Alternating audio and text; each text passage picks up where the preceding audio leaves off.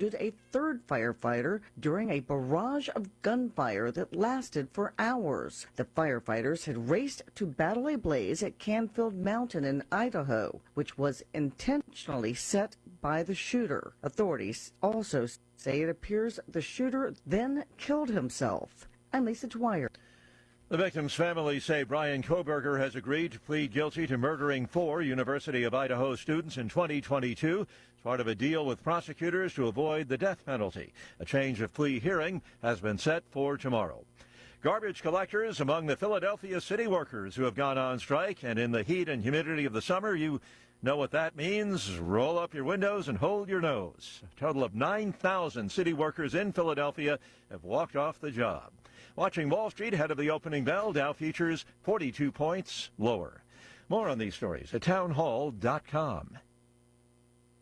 This is a special alert to all Americans who own a vehicle with less than 200,000 miles with an auto warranty about to expire or with no warranty coverage at all. Due to a decline in the economy, CarShield is announcing a low-cost month-to-month vehicle protection plan that is now available to the public to save any driver out-of-pocket expenses on future auto repairs. Call now to find out how you can pay almost nothing for covered auto repairs. Yes, you heard that correctly. Pay almost nothing for covered auto repairs. An open phone line has been established for all drivers to call for a free quick quote. Call 800-894-9190 now. Drivers who are covered will not have to pay for covered repairs again. This protection plan is at an all-time low. Additionally, drivers who activate this vehicle protection today will also receive free roadside assistance, free towing, and car rental options at no additional cost. Call us for your free quick quote today. 800-894-9190. That's 800-894-9190. What do you have to lose? Call 800-894-9190. Again, 800-894-9190. Heavy flooding in central and southern China leaves at least 9 dead while chasing thousands from their homes. Rivers have overtopped dikes and poured into city streets, housing complexes and shopping malls. Rapid urban development appears to have worsened the problem, and the Communist Party authorities, who control all media, have been especially reticent in their news releases about the toll floods have taken. Although China experiences flooding each summer, the images are some of the most dramatic in years, and many of them have spread on social media to avoid official censors. I'm Charles de Ledesma. It's been a deadly explosion at a pharmaceutical factory in India. The powerful explosion destroyed the building, killing at least 36 people, injuring dozens more.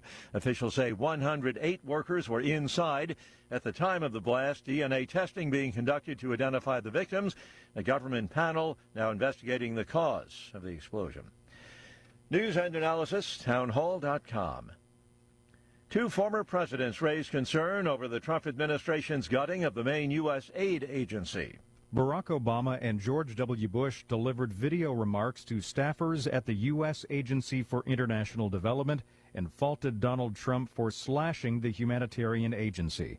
Obama called the dismantling inexplicable and a colossal mistake.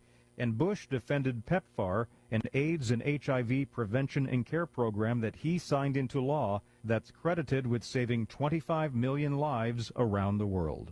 Greg Clugston, Washington. Activewear fashion retailer Lululemon has filed a lawsuit against Costco. It accuses the wholesale club operator of selling lower-priced knockoffs of some of its most popular apparel. Lululemon Athletica claims in the suit, filed in U.S. District Court for the Central District of California, Costco has acted unlawfully. More on these stories, townhall.com.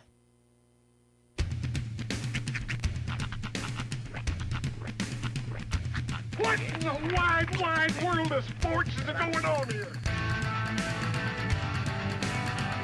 I promise you, whatever scum did this, not one man on this force will rest for 1 minute until he's behind bars. Now let's grab a bite to eat. Yeah, come on. I feel the hot wind on my shoulder and the touch of a world that is older. I hit the switch and check the number. I leave it on and then I slumber. I hear the rhythm ringing through it. Flamenco guitar and cumbia music. I hear the talking of the DJ. The Travelician, what does he say? I'm on a Mexican radio. I'm on a Mexican radio. Broadcasting live from high atop the J.P. White Building in downtown Roswell, New Mexico. It's Mornings with Mike Winters on 106.5 Roswell's Talk FM. Is that what I sound like when I talk? Now, here's your host, Mike Winters. And good morning, one and all. Welcome to Mornings with Mike Winters. I am he. That would be me, Mike Winters. Happy Tuesday. That's right. Second day of the rest of your life. Welcome to it. One day closer to UFO Festival, 4th of July. Indeed. All the week of festivities coming soon. Gonna be a busy one. Definitely. And I know like yesterday it was going to rain, but I don't think it rained. Anywhere I saw it. Yeah, I mean some cloud cover for sure, but no rain. But today they're saying we should get rain. Oh, all right. Allegedly. Now, because yesterday we had, a 50% chance? Yeah. Today's the 70. Okay. It's just, I don't know, man. It's saying like it's coming, but I don't feel like it. More often than not, when I look at the radar, it seems like when we're in like the edge of the green, like the as the storm system is leaving us, it seems like that's when we get the most activity. Yeah. So I'm not one for reading weather radar, but I feel like when we're in the thick of it, that's when we should be getting activity, but it never seems to work out that way. Like they're saying like we have a chance after 9 today. Ooh, after 9 a.m.? Oh, okay. Yeah. Nice. 9 a.m. Yeah. So an all-day thing. They say between a 10th and a quarter today. And now that I'm kind of looking, if you look off to the east, there's definitely some extra cloud cover. Over here, I've kind of been keeping my eyes westbound, and it's pretty blue. We're meteorologists as long as our scope is a 1x4 window. Right, out of an 8-inch picture window. That's through double paned glass that we can't even feel the temperature if we touch. And we got a weed tree in front of it. Yeah, have that too. Well, that's how we keep track of wind. That's right. It's a full-blown meteorological system. It's just like that weather rock we had at summer camp. If it's wet, it's raining. If it's got snow on it, it's snowing. If it's swinging, it's windy. Mornings with Mike Winters, Doppler radar. That's right. 1 tree and 2 windows. That's right. That sounds like the start of a bad movie. That's how the Dorothy got started. And tonight we're looking like an 80% chance. Ooh, okay. So, good news is, you know what our high today is? 75. Nice. Isn't that amazing? I feel like I've planned my outfit accordingly. I went long pants today. I did. Well, I went sweatpants and polo. I got a polo on today. So I went fancy. See, here's the thing. I feel like I could. And I've had this occur to me. It's like I can't wear shorts or like sweats and a shirt with a collar. Oh, I do feel it all like the time. that's incongruous. You know what I'm saying? I do it all the time. Like I don't care. I can't pull that off. Same thing with I wore a turtleneck with shorts. I own a surprising amount of golf polos. Yeah. Like just through Goodwills or whatever, I've acquired quite a few. I think it's Walter Hogan is the brand. Yeah. Those are very bright shirts. If you're wearing those, you're going to attract attention. It's like you're not gonna drift through your day inconspicuously. Well, I think technically these are supposed to be golf shirts. The ones I'm wearing here. I don't know. I just buy them off the rack in the section with polo shirts. Allegedly, they're for golfers. I shop at a pro shop. You know what I mean? I do tend to. Yeah, I buy my shirts where most buy their balls. Why all my shoes have spikes on them? I really need to let my wife handle my shopping more often. Yeah. Speaking of this, and this is where I might find out I'm savage or not savage. I don't know. It was one of these offhanded, memes that you see, and it's like it's an engagement post where they're trying, and it said something like, "What kind of people sleep with the fan and the AC on?" And, and so the comments were in there like, "I do." But the part that makes it "I do," that makes me think, okay, I'm still built different. These people are like, yeah, I'll turn it down to 72 and have the fan going. I'm like, 72? That's warm. Like, yeah. And then one person said 78, and I'm like, oh my gosh. I said 6'8". That's my magic number. I have an AC in my room, but lately I've been taking to sleeping on my couch because there's a spot right at the end of my couch where the AC blows at a consistent 62. Ooh. and the fan hits right here. It's like I've referred to it in the past as the cold vortex. Your happy place. My happy place, dude. My head is just like right there, to the point where I woke up at like 1:30 this morning, and my lungs were kind of achy, and I was Googling, is air conditioner air bad? Yeah. Is it bad to breathe air conditioner air? And all I could find was it can dry out your. I was about to say it's either going to passages. dry you out or moisten you up depending on the outside air. Yeah. So. And based on our outside air, dry you out. Yeah. So I just grabbed a water and called it and went back into the vortex. But well, and sleeping with your mouth open, which I do sometimes. I think all of us do at some point. That'll dry you out. I don't care if it's like, I don't know how many times I'll wake up like, and then it's like the Sahara in there, and you're like, I can't even talk. Well, it's so dry. Yeah. The tongue swells a bit. Yeah.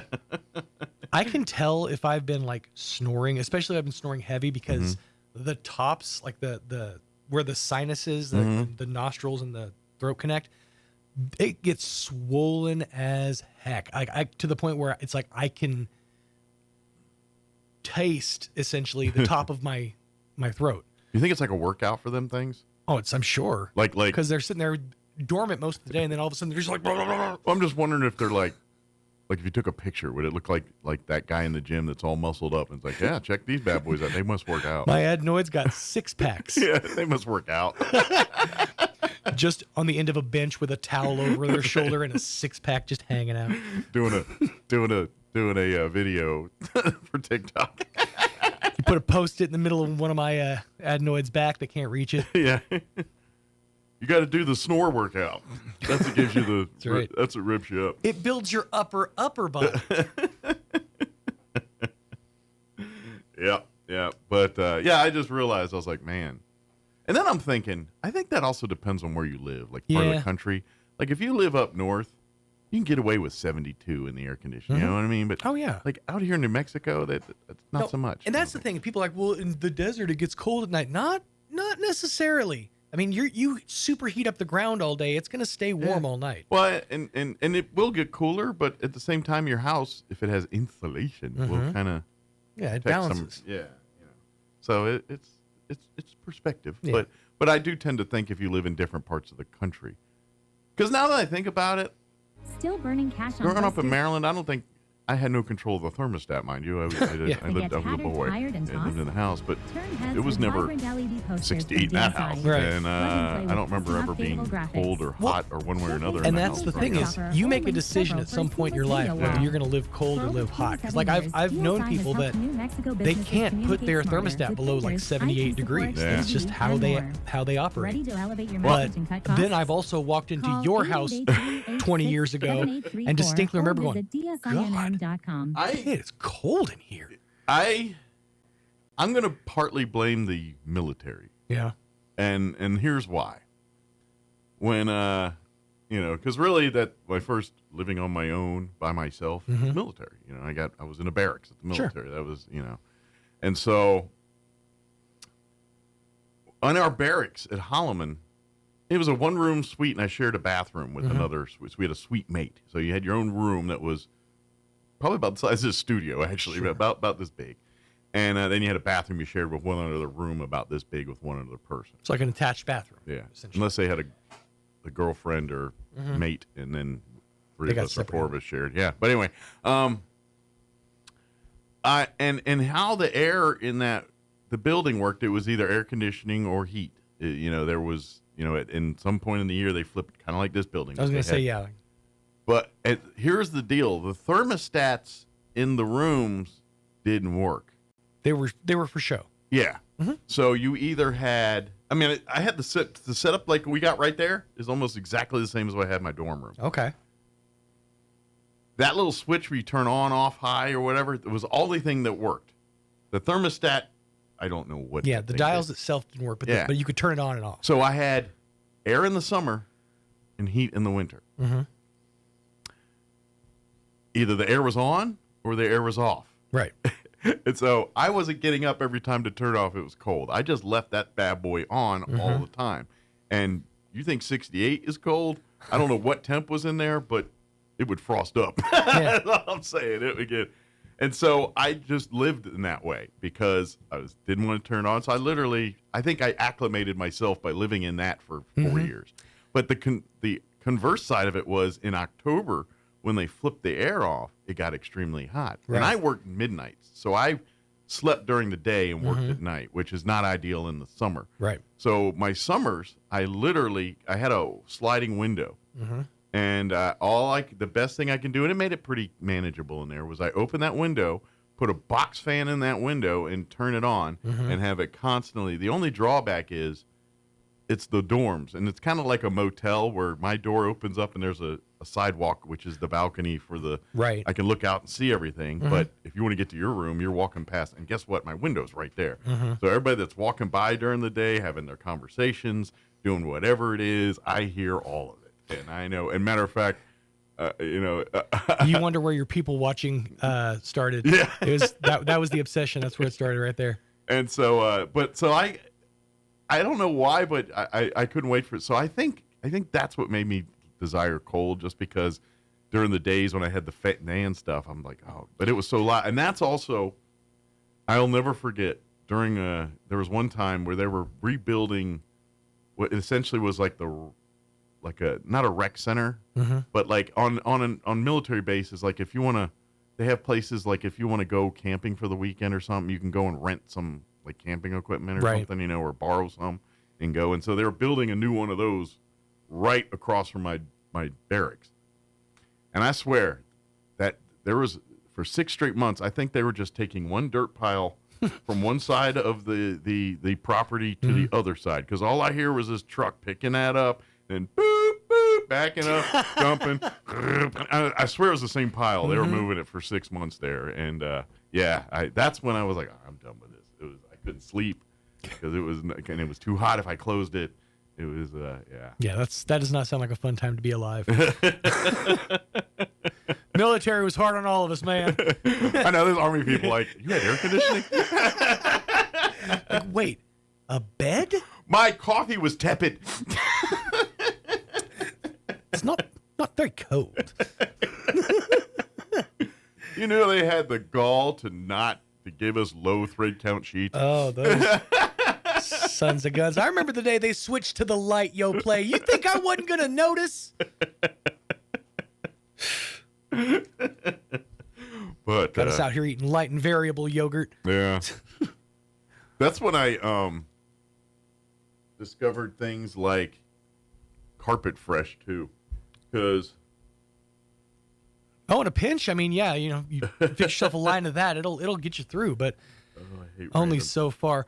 I will say this, when it comes to cold, like I'll make myself uncomfortably cold. Right. Because it's almost like, well, you're going to be hot later, so be as cold as possible right now, even though it sucks. Like my arm will start hurting, and I'm like, I don't care. I'm soaking up the cold right now. And that's how I am in this room. Because when it gets cold in here, like when I'm like, I'm cold, I'm like, I'm not turning that air off because I know what'll happen later. Right. So yes, I am that mode. It's the Mitch Hedberg stand-up joke of, do you want a frozen banana? No, but I want a regular banana later, so yeah.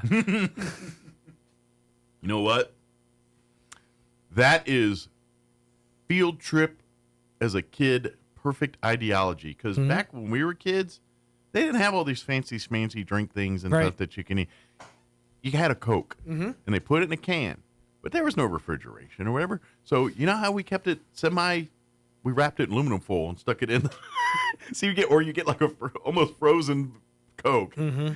Wrap it in foil, stick it in there, and by lunchtime, you hope it's at a temperature that's manageable. One of the greatest inventions in the history of school lunches are Uncrustables, because they're designed to be stuck in the freezer. Yeah. And then you put them in the lunchbox frozen, and by lunchtime, they're thawed out and perfect. Yeah. It's a brilliant design. Yep. We didn't have it by the Smuckers people. I remember the beginning of the drink box. The high C drink box, and that was a game changer in the lunch drink world. I came up in the age when Capri Sun first became a thing. I remember, and that was the big thing, was you get your pouch of juice. Yeah, because prior to that, you had to get the can. Actually, and the big high C or Hawaiian punch now that can. I think about it, yeah, and I lived in the can age where you had to pop one hole in this one side and the other hole for airflow. Uh-huh. But I remember as I was like kind of phasing out of like young childhood into adolescence, the squeeze drinks became a huge thing. Yeah. The little plastic bottles, the Sippets or the Mondos, that's what those were called. Those little plastic bottles that you twist the little cap off, and it had like a swaller of juice in it. But that was all the rage when I was a kid. They say you can hang beef in your studio. Depends on what time of year you come. Honestly, I made the joke when I walked into Mike's house for the first time. Yeah. This is years and years ago. I'm like, you could hang meat in here. Yeah. Yeah. Well, I have no control of this room. Yeah. But I wish we could get it meat hanging cold in here. That sounds ideal. I mean, not to the whole staff. I know Jocelyn probably wouldn't enjoy it too much. But yeah, I feel like I've added on that insulation. You know, all I'd rather say is I'd rather be cold in a room than hot. Yes, because I can do something about cold. I can't really do one about hot to a point. You know what I mean? So I will always err on the side of cold when it comes to room temperature. Yes, agreed. For the sake of all of us, man. For the sake of everyone, let me be cold. Because I can be cold and bundle up and be fine. I get hot, I get cranky. Yeah, you're not wrong. Absolutely. I sweat in uncomfortable places and I get angry. Yeah. It's not fun for anyone. I've noticed. My wife's like, "Yeah, you ain't wrong." Like as I'm getting older and I can get like not comfortable in things, I do. I'm a little jerk. Sometimes. You become curmudgeonly. Yeah. I'm just like if I'm hot or sick, I'm like, I just don't care. I was like, I'm rude. Slowly but surely, Mike's face is morphing into Walter the puppet. Ain't wrong. The Jeff Dunham. He just slowly, that bottom lip is going up to just a scowl. Full blown text message combos over here. Yeah, well, I got 3 going on. Dang. By the way, our guest, one of them's at the door. They're waiting for the other to be at the door, so they'll be down in a minute. And then I had another guest asking what time they were coming on, so it was all like questions I had. Just a whole bunch of fun And happening. then someone else said that I was hanging meat. So yeah, I had 3 different conversations going on right when I'm talking right now. Oh, yeah. Yeah, in Mike's perfect world, meat curtains. Oh yeah, absolutely. I do. And after 20 plus years of marriage, my wife is in the same boat now. Like she's kind of like me. Yeah. I mean, I'm still more extreme than her. But would you say that you've just like beaten it out of her essentially? I think after You've 20 years, down? I think she's acclimated now to me. Yes, I think I wore her down. That's fair. Yeah. But it's nice, you know, especially when you live in southeastern New Mexico. You take those opportunities for cold, you take them where you can get them. Yeah. And I wonder if I lived in a different part of the country, if I'd have the same. I mean, I always like cold, but like, would it be at 68 or I'd be that 72 is fine. You know, I don't know. Right. Well, yeah. If you grew up in like a place like, you know, Ohio or like upstate Michigan or something where you have to like dig a car out of an ice flume in September. Yeah, you probably would appreciate heat a lot more than cold. Yeah. Well, I don't know. Like Ketchikan, Alaska, for example. Well, and just by, you know, where you live, like shorts. That's the, you know, people in Alaska wear shorts. They probably don't wear in the temps that you would wear shorts in. You know what I mean? Like they're more, all this is shorts weather in the 60s, you know, and you're like 60s. I'm like, I want a tracksuit, you know? Right. So yeah, and that's the thing is it is all about perspective, because when those people come down here, they're like, this has been cold. I'm like, you know what? 40's plenty cold. Right. It's like 50s and we're all in parkas. and they're like on board shorts. Yeah. I'm like, this is getting stuff done weather. What are you talking about? But New Mexico has made me that guy where I will wear shorts and a long sleeve tee or a hoodie. I will do that. The shorts and a hoodie thing is kind of back to the whole shorts and polo. It's a step too far. I feel like I'm wearing something with a hood. I need to be wearing long pants. Well, sometimes I'm cold here, but not cold here down below, like my arms and stuff. So sometimes I will rock. Now, lycra bodysuit, always when I can, you know. Spandex. Yeah, yes. Of course. I am so glad that the era of those bike shorts when they were like popular and like regular people were wearing them, I'm so glad that passed. That was never really a thing. But I mean, it was, but it was. No, I mean, we say and mock it. I remember walking at a time where people would walk around in shorts like that thinking they were turning heads. There are moments of one's childhood that are crystallized in your head as being, I will never forget the day this happened. Yeah, and that's the day you wore bike shorts. There was one day in the 5th grade. I went to Enchanted Hills Elementary in Rio Rancho, and for some reason that defies any logic, I decided that was the day I was going to wear my Lycra bike shorts to school. And I remember a moment, and it was early. It was like 9:15. I was out, I think it was like right before our like free period or whatever, and I was out in the middle of the playground, and I was standing in the middle of the field with these bike shorts on, and I thought, this is going to be a long day.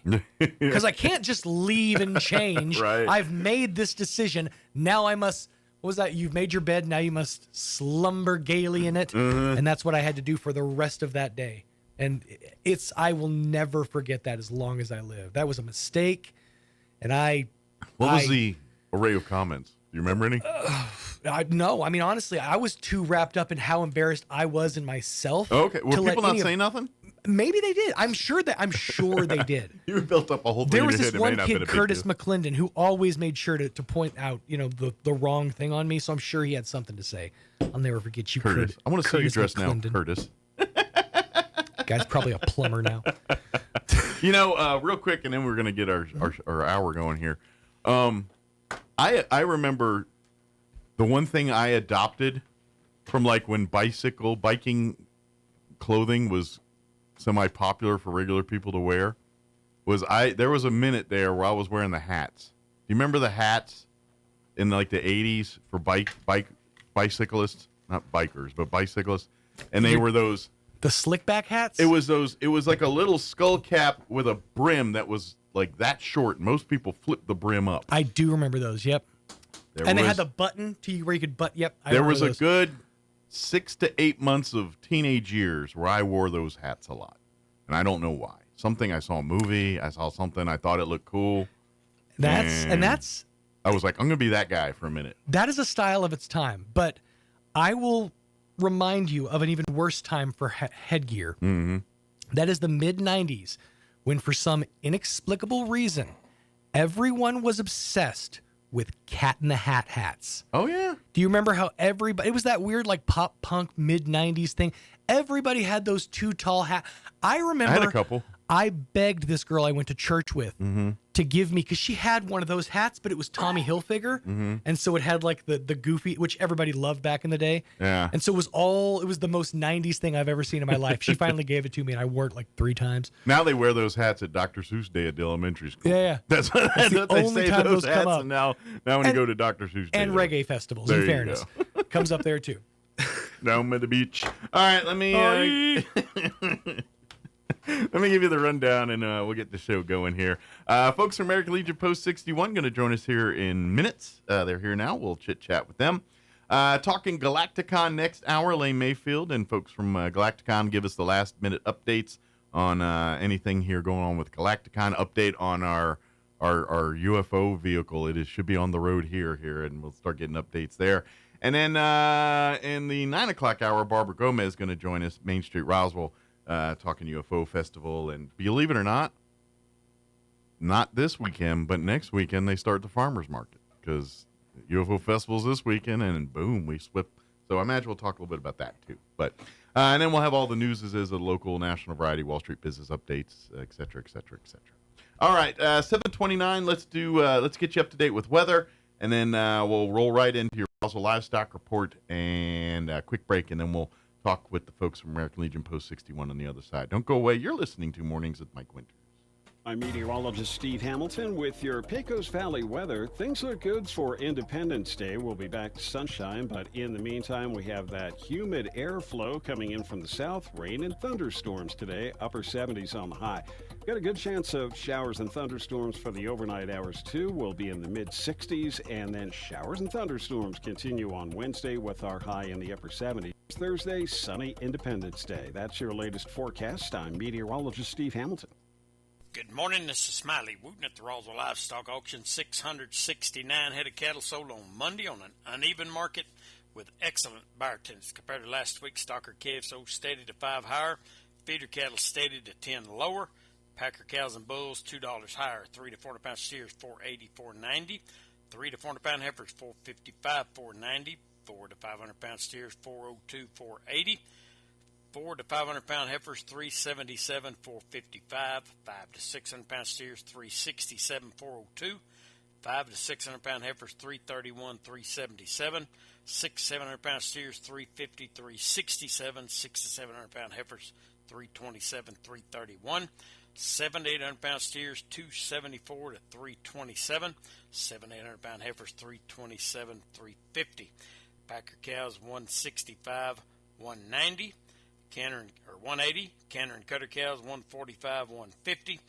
Packer bulls $185, $194, feeder bulls $172, $175. The top half the cow calf pairs $2,700 to $3,200 per pair. Top half the bred cows $2,400 to $3,000 per head. No sale next week in observance of Independence Day. Be back selling Monday, July the 14th. We do appreciate the business. This is Smiley Wooten, Roswell Livestock. In a medical emergency, every second counts. Artesia General Hospital's emergency department is open 24/7, staffed with highly trained professionals ready to provide life-saving care when you need it most. Don't wait. When minutes matter, trust Artesia General Hospital. Quality emergency care close to home. Learn more at artesiageneral.com. Amy's Fireworks is ready to help you have the brightest and most explosive Independence Day celebration ever. A wide selection of reloadable mortars, including the huge 5-inch canister shells, sparklers, Roman candles, fountains, firecrackers, rockets, parachutes. Amy's Fireworks family packs start from just $8. Shop in air-conditioned comfort at Amy's Fireworks. 1501 East 2nd Street, Roswell. Also in Artesia and Carlsbad. Se habla español. Serving you since 1980, Amy's Fireworks. Galacticon 2025 is coming to downtown Roswell, across from the UFO Museum, July 3rd through the 6th. Many files are still classified, but here's what we know so far. Cosplay, karaoke, Frank Renda and his working robots, local authors, speakers, and the amazing vendor hall. And July 3rd, it's the electrifying drone show. And be on the lookout for the UFO car. More classified information can be found at RoswellGalacticon.com. Presented by the City of Roswell, the Roswell Daily Record, and paid for in part by the City of Roswell Lodgers Tax. Looking to start, continue, or complete your higher education journey? Join the more than 5,700 current Greyhounds on their journey to student success. Eastern New Mexico University offers the most affordable higher education degree in the Southwest, and New Mexico residents can go to school tuition-free with the New Mexico Opportunity Scholarship. With online or in-person degrees, ENMU is the right choice for you. For more information, visit enmu.edu. ENMU, student success, that's what we're about. Here's a Mornings with Mike Winters fun fact. Elephants use these skin folds on their bodies to crush mosquitoes. Mike Winters uses his to hide M&Ms. Here's Mike Winters.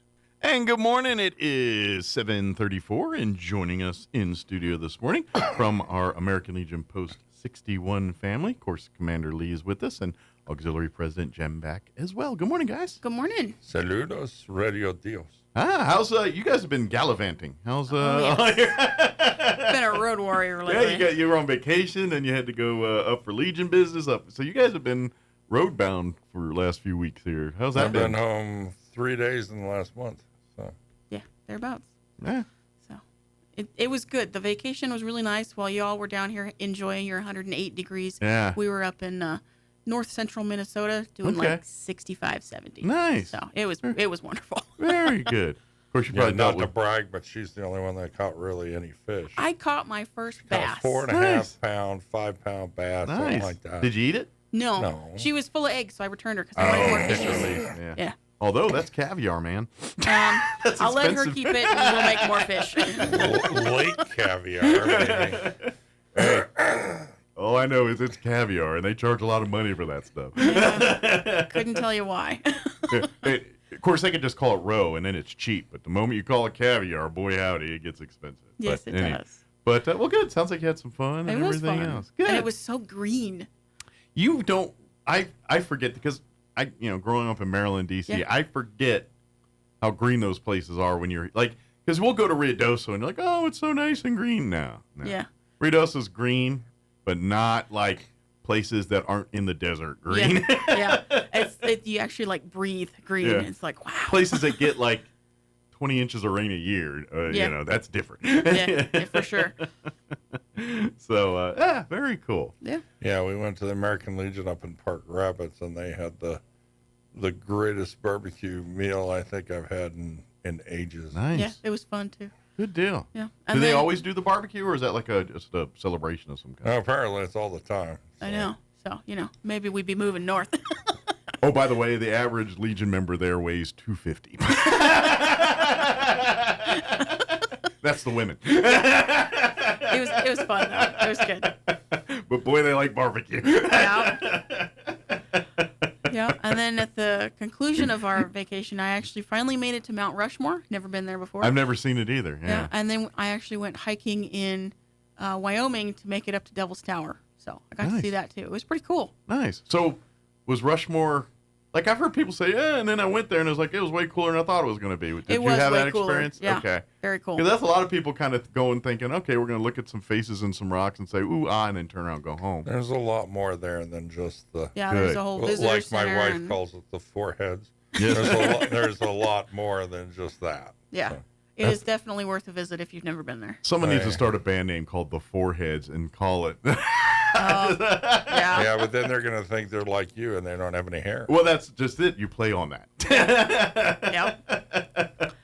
And Devil's Tower, you wouldn't think it was all that impressive either, but once you get right up on it, the thing is huge. Yeah. And if you can do the hike up to it, it's a little scary at spots, I'll admit, but it's really pretty. The views out there are stunning. Yeah, it's kind of like our Durango trip. Yeah, Yeah. you're like on that train and you're looking like, that's 200 feet down. Yeah, but boy, howdy, is it pretty. That's on the short side. Yeah. Yep. Yeah, it was really cool. Well, cool. Well, now that we're back into full swing, American Legion's a little busy right now. I mean, with the 4th of July holiday coming up. Aren't we always busy? Yeah, And there's we're always something getting going ready on. for farmers market and all that stuff Yeah, too. yeah. We're going to have our little We're going to have a 4th of July shindig on Friday night. Now, it's going to be at our new home. Our new home, But our new home is not quite built yet, so it's not 605 East Second. Yeah. Yeah, it's kind of like camping in the backyard. We're still going to have our barbecue there, 6 to 8 p.m. Friday night. So we're just bring lawn chairs and cover dishes and just come chill out with us. Yeah. Yeah, and then I know Post 28's doing their thing the next day. So Yeah, they're going to have their deal at the 28 Legionnaire with the VFW and all that too. Mm-hmm. So. But we, of course, folks are more than welcome to come. If you see a bunch of people sitting in a lot with a derelict building, that's us. Smoking meats. That's us. Yeah, for now. Well, we're starting our brand new membership year. Kicks off today, actually. Yeah. So the 2026 year started out.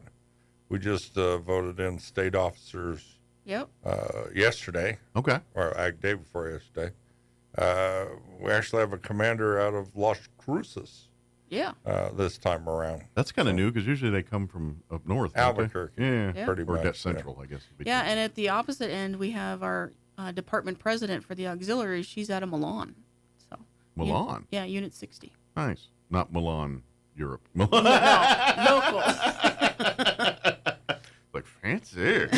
But we are gearing up for farmers market, and that's going to start a week from Saturday. Yes, not this weekend, but next weekend on the Chaves County Courthouse lawn. If you've never been, go. They start at 7 a.m. and they'll run till about 11 or so, and it's really cool because you get a bunch of produce, a bunch of fresh. It's not all that. Sometimes they'll have some come crafts on, Mike. and arts Everybody and things comes for the black tar heroin and the craft. AKA one of our members' baked goods. Yeah, they don't let me cookies. run around and push cookies anymore. But yeah, you were a peddler back then. And come stopped stop your by peddling. our table. We'll still have some baked goods. Yeah. Yep. And of course, worth it. if you're always wanting to know more about Legion and all that, come on down. And if you're a veteran or spouse of a veteran or tied to a veteran, maybe we've got some opportunities for you. We also share the booth with Bitter Lake and the zoo and all that stuff too. So if you want to be a friend of the zoo, friend of the lake, Bitter Lake, or the Alzheimer's, yeah. Yep. Remember Don Well? Don Well does everything. That guy. Remember him? Yeah, He comes on 5 times a month in different hats. Yeah, him. Yeah. That's our Don. That's done. And we've got air races starting in September. So yes, the Legion we've created commemorative coins for it. So cool. Collector of coins. We got some cool ones. We have a lot of copyright restrictions that we were unable to do a lot of things, but they're very cool coins anyway, and there's only 500 of them, and that's all there's going to be. That's all there's going to be. Yep. Limited edition. And they're really cool coins. They're not like your run-of-the-mill and I think plastic coins that you get. Oh yeah, these are beautiful. These are solid. Very much in metal. the same ilk of this coin right now. Very much. On there. And our plan is to kind of offer a coin each year. So collectors, this is the first one, right? And then next year you gotta get one, and so forth and so on. That's kind of the game here. We right, want you exactly. to collect these things and make them, and who knows?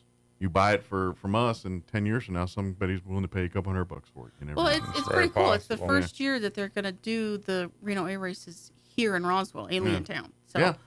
Well, kind of a big deal. Yeah, the coin we made for convention. Just on a side note, we started out selling them for like $9, something like that, and then when we got to convention, we're running really low. We ended up having to sell them for $15. We had only 2 of them left at the end of convention. We sold those for $20, and then I had a guy buy it at National Convention from us for $40. Nice. Because he was going to put it in the White House. Wow. And apparently he did. I don't know if he still works for the Secret Service, but he was. Well, now I'm going to pay attention to the president's coin collection behind him there and see what I can see. Right. That'd be cool. So our big alien head coin ended up being in the White House, and the guy was in a bidding war for it in New Orleans.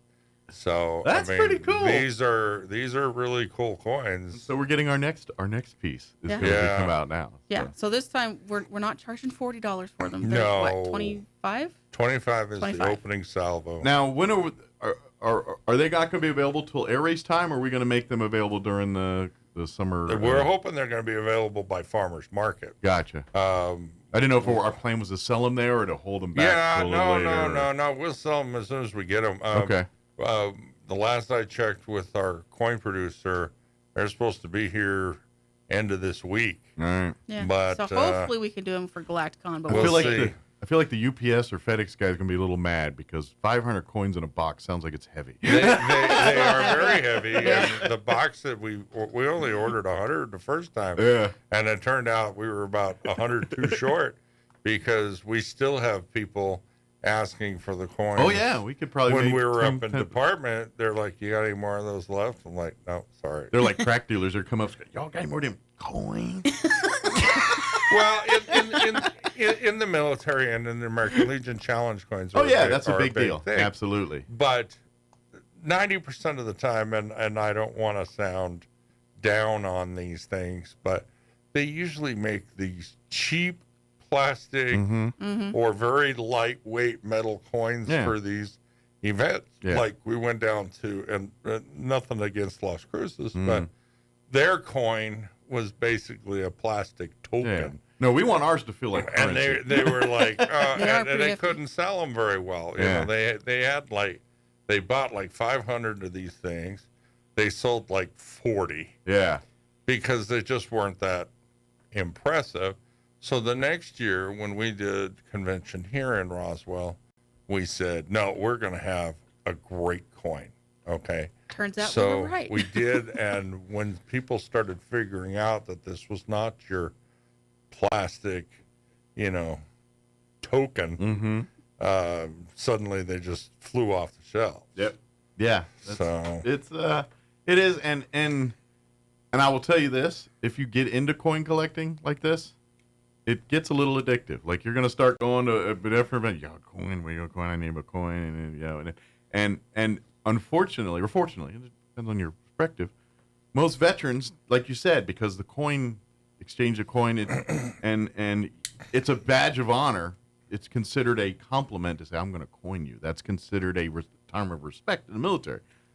Conversely, it's also a drinking part of it, too, because later that night at the bar, you better have your coin on you. You're buying a lot of beverages. But but that's, but because we get kind of ingrained in that does carry outside. So when we get here, and it's kind of like, think of it in the same terms for like the Balloon Fiesta folks and the pins. Yeah. And like you remember Steve Stucker with his lab coat that literally had 1,000 pins on it. Oh, wow.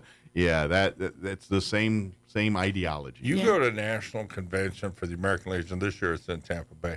But if you go there are people that have been going to these conventions since 1950 or whatever it is. And you will see these outfits, and they have got every pin from every year on all that. In fact, there's a guy out of, I'm trying to remember if he's out of France or Philippines, one of the two. He comes every year, and he resells pins and coins from previous I bet that's very lucrative. So it's like the eBay market for the coins. Well, and he's just got a whole box of them. Gotcha. And you go through, and he saw my coin, and he says, I'll give you 10. I'll give me 10 what? He says, I'll give you 10 of anything in this box for that coin. And you figure I probably got $100 worth of coins. Yeah. And I gave him a $20 coin. Yeah. So he was like, it's that impressive. That's cool. That was cool. I didn't know Our that. coins are coveted. So we're giving you the inside heads up right now. Be on the lookout here at Farmers Market. Maybe as early as this first one next week. I'm hoping. And but if not, it'll be shortly right thereafter. Oh, yeah, it'll be available. Yeah. So, keep asking. If you don't see them, keep asking. I don't know if we're going to do a firearm this year because we did spend so much money on the coins this year. But we did a firearm last year, and it was a handgun, and that worked out well too. Working out really well. And we will be at the air races too as well. You'll of course out there. We'll talk more about that. Obviously, sell firearms at the air races. Yeah, they frown upon that weird part. I don't know. Well, they won't even let you sell T-shirts. Well, which I think somebody's selling T-shirts, it's not us. And we can't have treats out there either. I mean, that's one of our big draws. Like at Farmers Market or whatever, we sell. I'm gonna goodies. guess they have their food truck people pay premium coinage to be out there. So I'm guessing they're not gonna let us do. But we will have lots of information and obviously membership. Are we allowed to pass out waters? At least? Oh, yeah. Okay, yeah, so we'll have probably water waters. we can do, but I don't think we are going to. Okay, well, we'll see. But if nothing else, we'll have. We might have waters and drink them ourselves, depending on how it is. It's supposed to be pretty warm. It is September on a tarmac, and it's well, warm. they want a pretty penny too. It's like $1,400 per day or something like that to have a booth out there. It is really. We are thankful that they are very nice to veterans, and they cut our veteran organization. Oh, they did. They really reduced deal. it down. I think it was like $300 or something. Yeah, they do the military right over there. We're very appreciative. Yeah, we just told them that we're American Legion, and like, oh, here, let us do all of these wonderful, great things for you. Yeah, so. well, that was nice. That was very nice. If you read their contract, there's like 4 pages of everything you can't do, and you have to prove to the air races that you're not infringing on their copyrights and this, that, next thing. And I told them I was American Legion. They said, you don't have to follow any of that. I'm like, well, really? I get to, because they're trying to establish a reputation for their event. Yeah. And if they let in, anybody. for lack of a better term, hucksters and flim-flam people, then that's going to drag their reputation down. Yep. So I get that. And I talked to this lady on the phone a couple of times, and she's so looking forward to, any veteran group being out there. So I'm hoping we'll see the VFW and some others too. Well, yeah, come on. That would be nice. Shout out to the other legions and veterans group, Chaves County Veterans. Oh, yeah. All of the above, please, definitely. So, but anyway, let's kind of bring it back to our stuff here. So be on the lookout here for Farmers Market. We'd love to have it. If you have more information, that's a great way. I do want to remind folks, we will meet here on Thursday for our monthly meeting at the chamber. Yep. And we're always welcoming the public. If you'd like to, if you can't wait till till farmers market. Come see us Thursday. We'll 131 West 2nd, the Roswell Chamber of Commerce, 6 p.m. It's open to anybody. You can come to that meeting. Or if you're busy Thursday night, come visit us Friday night out at on East 2nd and our future home of our new Legion post. Yep. I mean, it's there. It's just not a building. It's well, not yet, but there's a building there, but we're going to tear it habitable. down. But there's been some ice break on that. With all the floods and stuff, the architects have been just slammed all over town. But we did get a text from the architect last week saying that this week he's going to be able to finish our drawings, and once they finish the drawings, then we can go to the bank. That's and kind get of some money. the linchpin to get the ball rolling for the. Sure.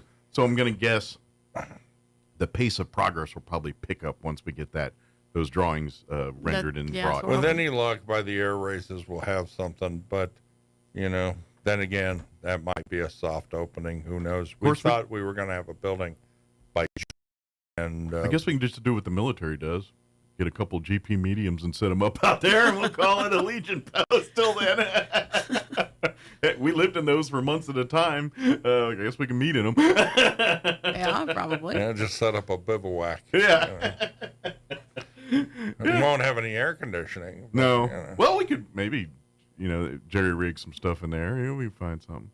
Problem is, people come in all the time looking to buy fireworks. That would be the only problem. We'd have I suppose. I'm sorry, no fireworks. Right. Yeah, I don't know the thing on Friday, the barbecue and one. I don't know that we're going to have fireworks, but I doubt it. Well, you know what though? If you look around, because we're on East 2nd.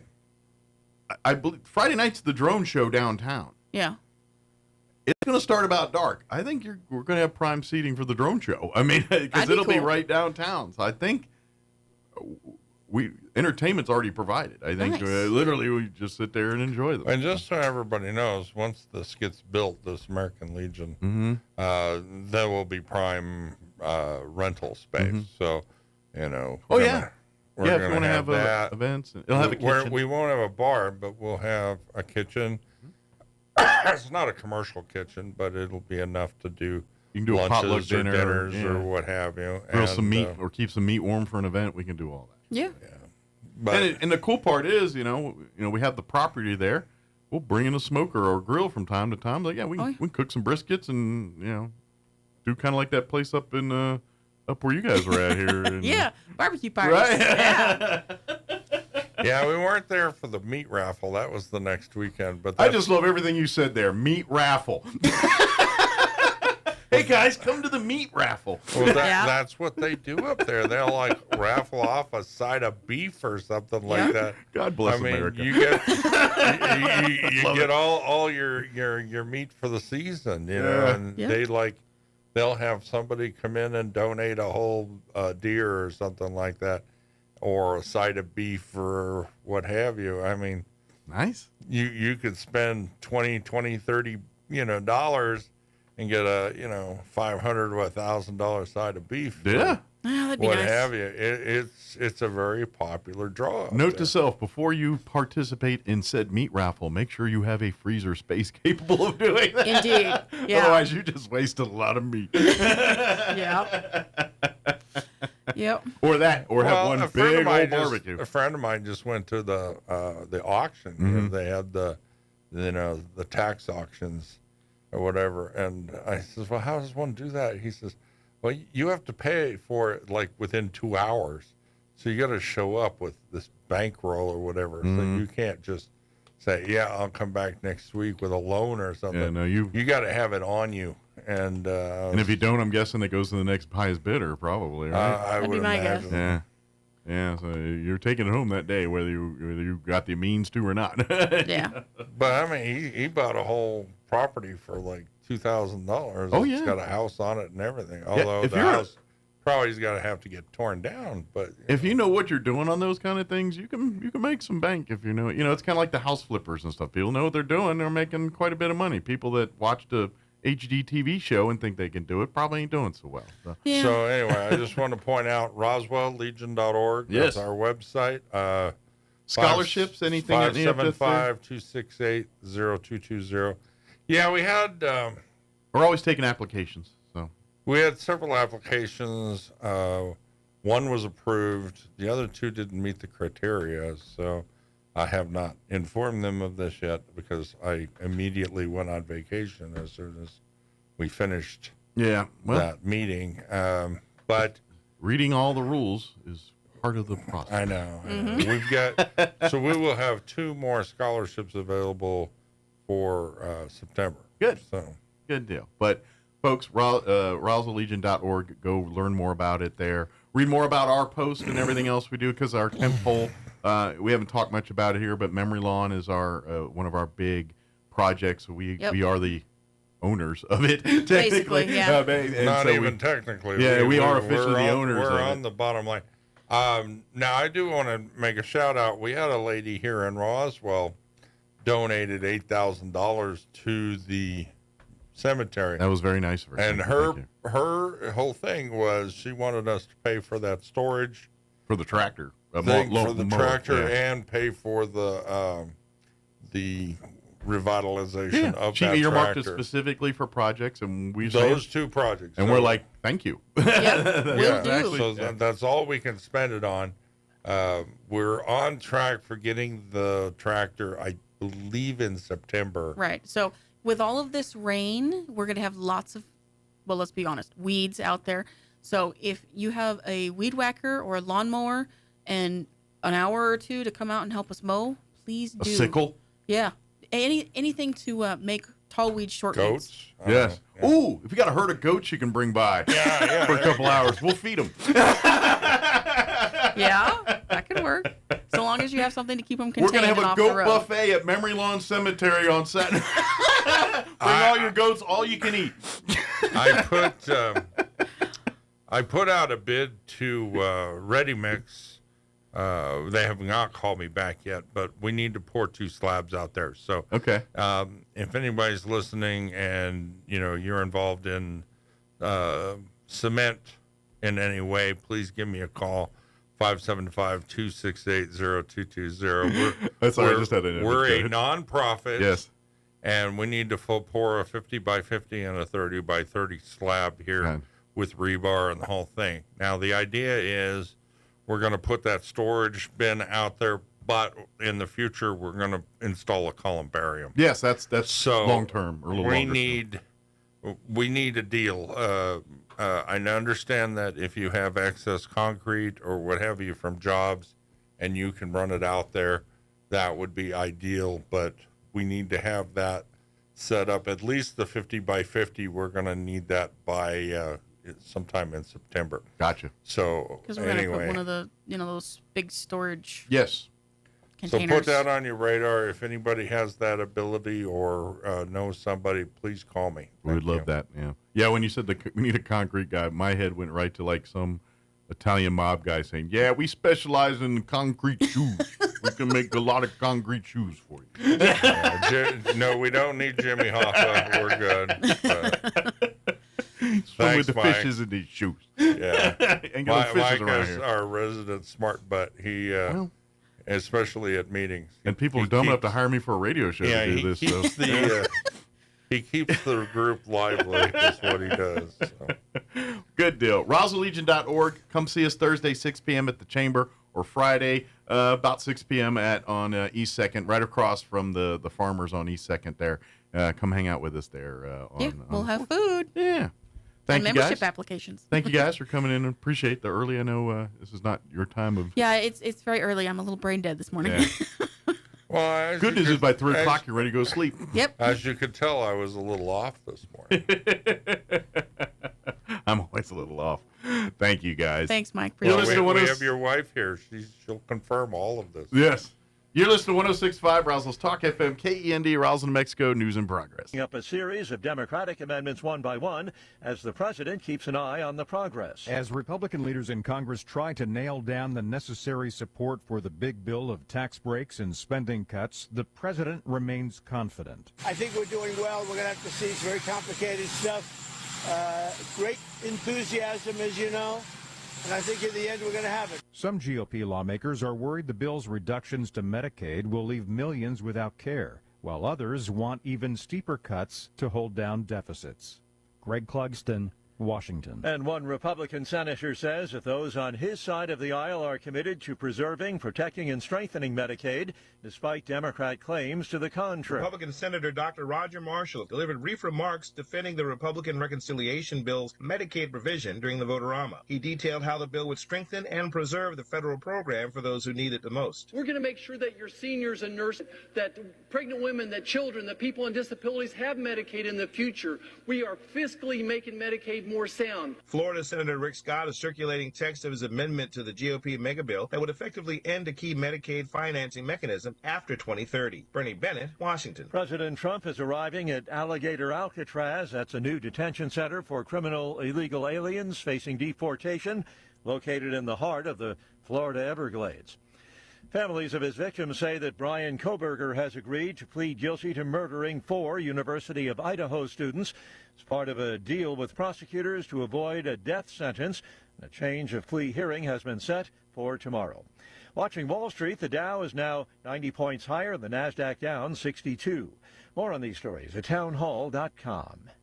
Here's an important message from the Diabetes Solution Center. Do you like pricking your fingers to test your blood sugar levels? No one does, but it's important to maintain your health. And now, by wearing a small remote device called a continuous glucose monitor, or CGM, you don't need to prick your fingers anymore. It's easy to use and helps you make more accurate diabetes treatment decisions. If you are testing your blood sugar 3 or more times daily, injecting insulin, or using an insulin pump, call the Diabetes Solution Center right now. And if you have Medicare or most major insurance coverage, you may be able to get a new CGM at little to no out-of-pocket cost. Shipping is free, and we'll even bill your insurance company for you. If you are testing your blood sugar 3 or more times daily, injecting insulin, or using an insulin pump, call the Diabetes Solution Center right now to learn how to end the painful finger sticks and get your own continuous glucose monitor, or CGM, at little to no out-of-pocket cost. Russia is claiming a big military victory in Ukraine as the war grinds on. Moscow forces have overrun all of Ukraine's occupied Luhansk region. That's according to a Russia-appointed official there. Leonid Pasechnik, who made the remarks Monday evening on Russia's state TV Channel 1, said he received a report literally 2 days ago that 100% of the region was now under the control of Russian forces. Luhansk is one of 4 regions Russia illegally annexed from Ukraine in September 2022, despite not fully controlling a single one. If confirmed, Luhansk would be the first Ukrainian region fully occupied by Russia after more than 3 years of war. Russian President Vladimir Putin has rejected a ceasefire and has not budged from his demands, which include Moscow's control over the 4 illegally annexed regions. There was no immediate comment from Ukrainian officials. I'm Marcela Sanchez. News and analysis at townhall.com. There is a recall of some Chrysler vehicles, specifically 2022 through 25 Pacifica and Voyager models. It's to replace their side curtain airbags if needed. The recall potentially affects over 250,000 vehicles. The National Highway Traffic Safety Administration says it's because some side curtain airbags may not hold enough pressure during deployment to limit the risk for passengers during certain types of crashes. Chrysler's parent company says it's not aware of any related injuries or accidents, but it's urging customers to follow the instructions on their recall notices. Keith Peters, Washington. Greenland is hoping to collect a lot of green from visitors. The Arctic Islands tourism industry is expecting a boom this year following the launch of a new direct route between the island's capital and Newark Liberty International Airport in the New York City area. More on these stories at townhall.com.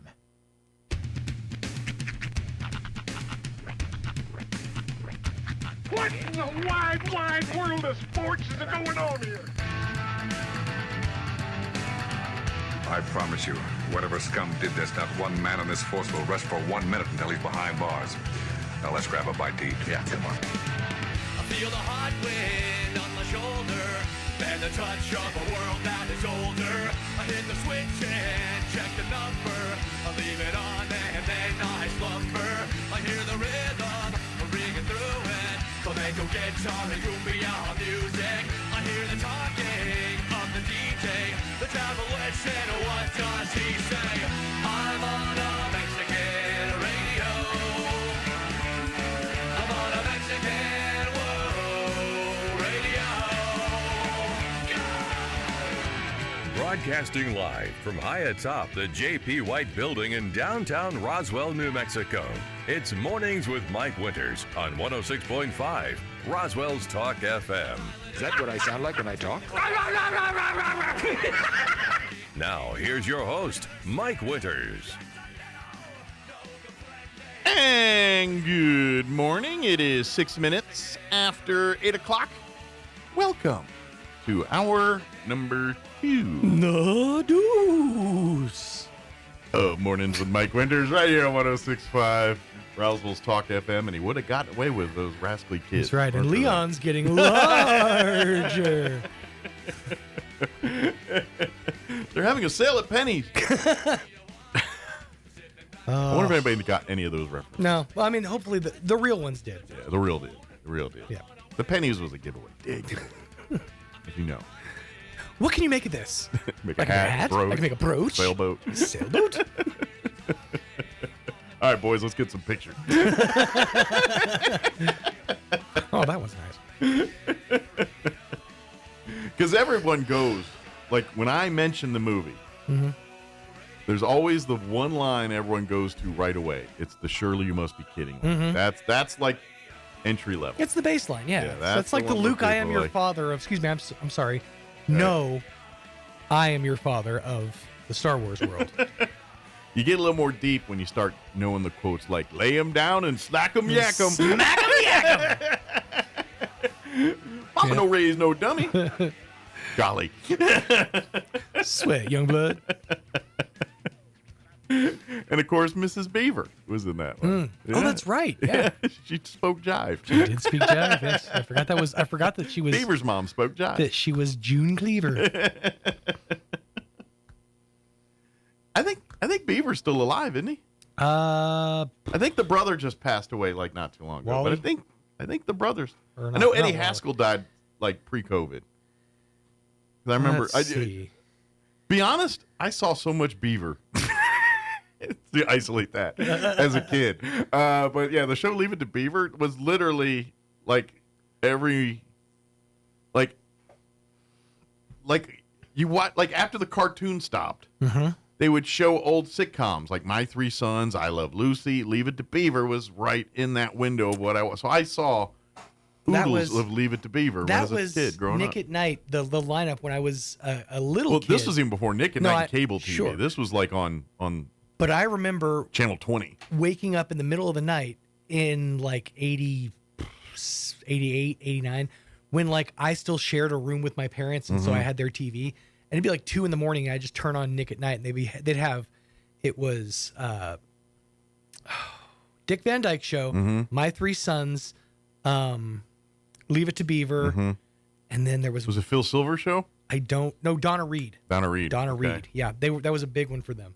Because I know they used to, and that's where I started watching other more like Phil Silvers and F Troop and all that. That's when I started watching those on Nickelodeon when cable. So I was like a teenager when I started watching those. But as a kid, yeah, Leave It to Beaver, My Three Sons, I Love Lucy.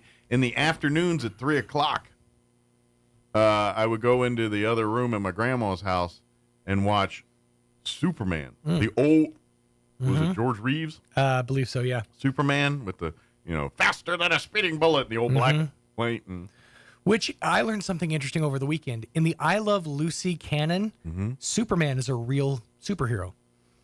Like, the whole thing is that they live in Metropolis? No. Yeah. No, the whole thing is that Desi, I guess, knows the producer of the show. And so originally it was for like a birthday party, they were going to have Reeves show up in his Superman gear. But then in a later episode, Lucy gets stuck on the outside of like outside of her window. So like on like the edge of the ledge of the building, and Superman, George Reeves, comes in to save her. And I'm takes her back wondering in, if that Superman show was under the was it Babalu Productions or whatever their Desilu, I think. Whatever their production. Because I know they produced and did other shows besides I Love Lucy. I think it was probably just the same studio. By the way, to answer your question from earlier, yes, Jerry Mathers is still alive. He's 76 as of November 8th, 2024. Okay. So there you go. I wonder if he still does like Leave It to Beaver Cons or whatever they call them. Beaver Con. Well, I mean, it's funny, we chuckle, but maybe it goes to Buc-ee's. I did a story like a month ago about this is the 30th anniversary of the movie Tommy Boy. Wow. And in honor of that, they did a Tommy Boy Fest. I think it's actually this month in Sandusky, Ohio. Oh, wow. Like they did, it was like a look like a costume contest. They had like meet and greets with some, I don't think they were able to get any of the cast. Like I'm pretty sure Rob Lowe's busy. I would say a lot of them are dead. Yeah. But Rob Lowe's pretty busy. What about Bo Derek? She's not doing I'd much. imagine, she's probably available at this point. But the one feature that I remember was they were doing a Tommy Like Wingy wing eating contest.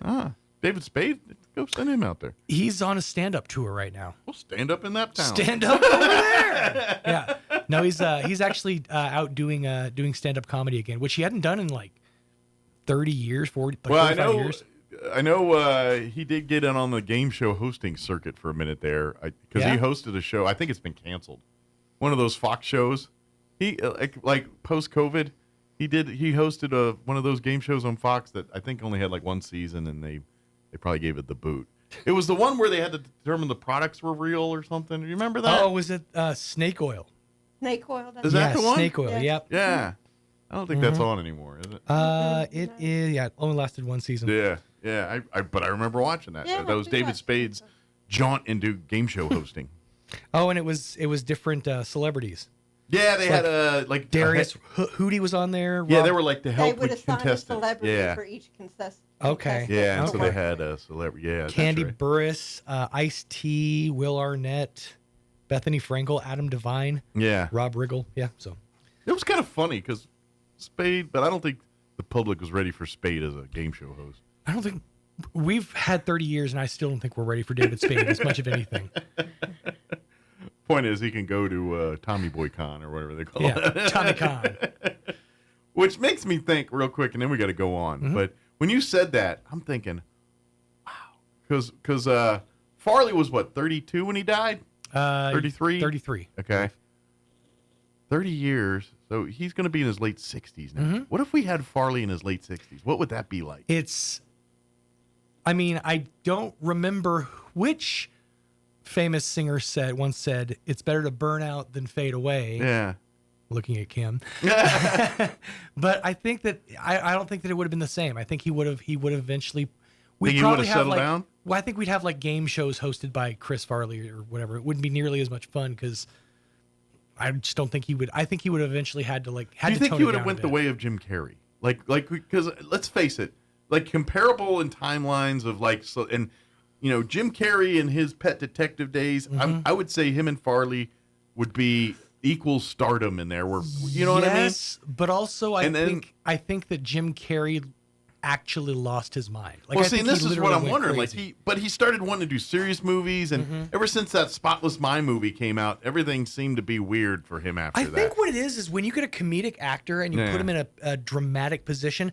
And I know the whole thing is if you can play comedy, you can play drama. Right. But it forces a comedic actor to go to a much darker place to pull it off. Yeah. Think about the serious movies that Robin Williams was in. Right. He wasn't the same after like 1 Hour Photo or. But what I'm saying is, even Death to would Smoochie. Farley gone down that route? I feel like maybe. Yeah. Just because of who he's friends with, because he'd be tied in with the Adam Sandler. And the Sandler went crowd. serious for a few movies. He did. There. Yeah. You know? Now he's just basically just cranking out things for Netflix at this point, I think. Yeah, but I also feel like he had one note, and that one note wouldn't have worked, I don't think, in dramatic.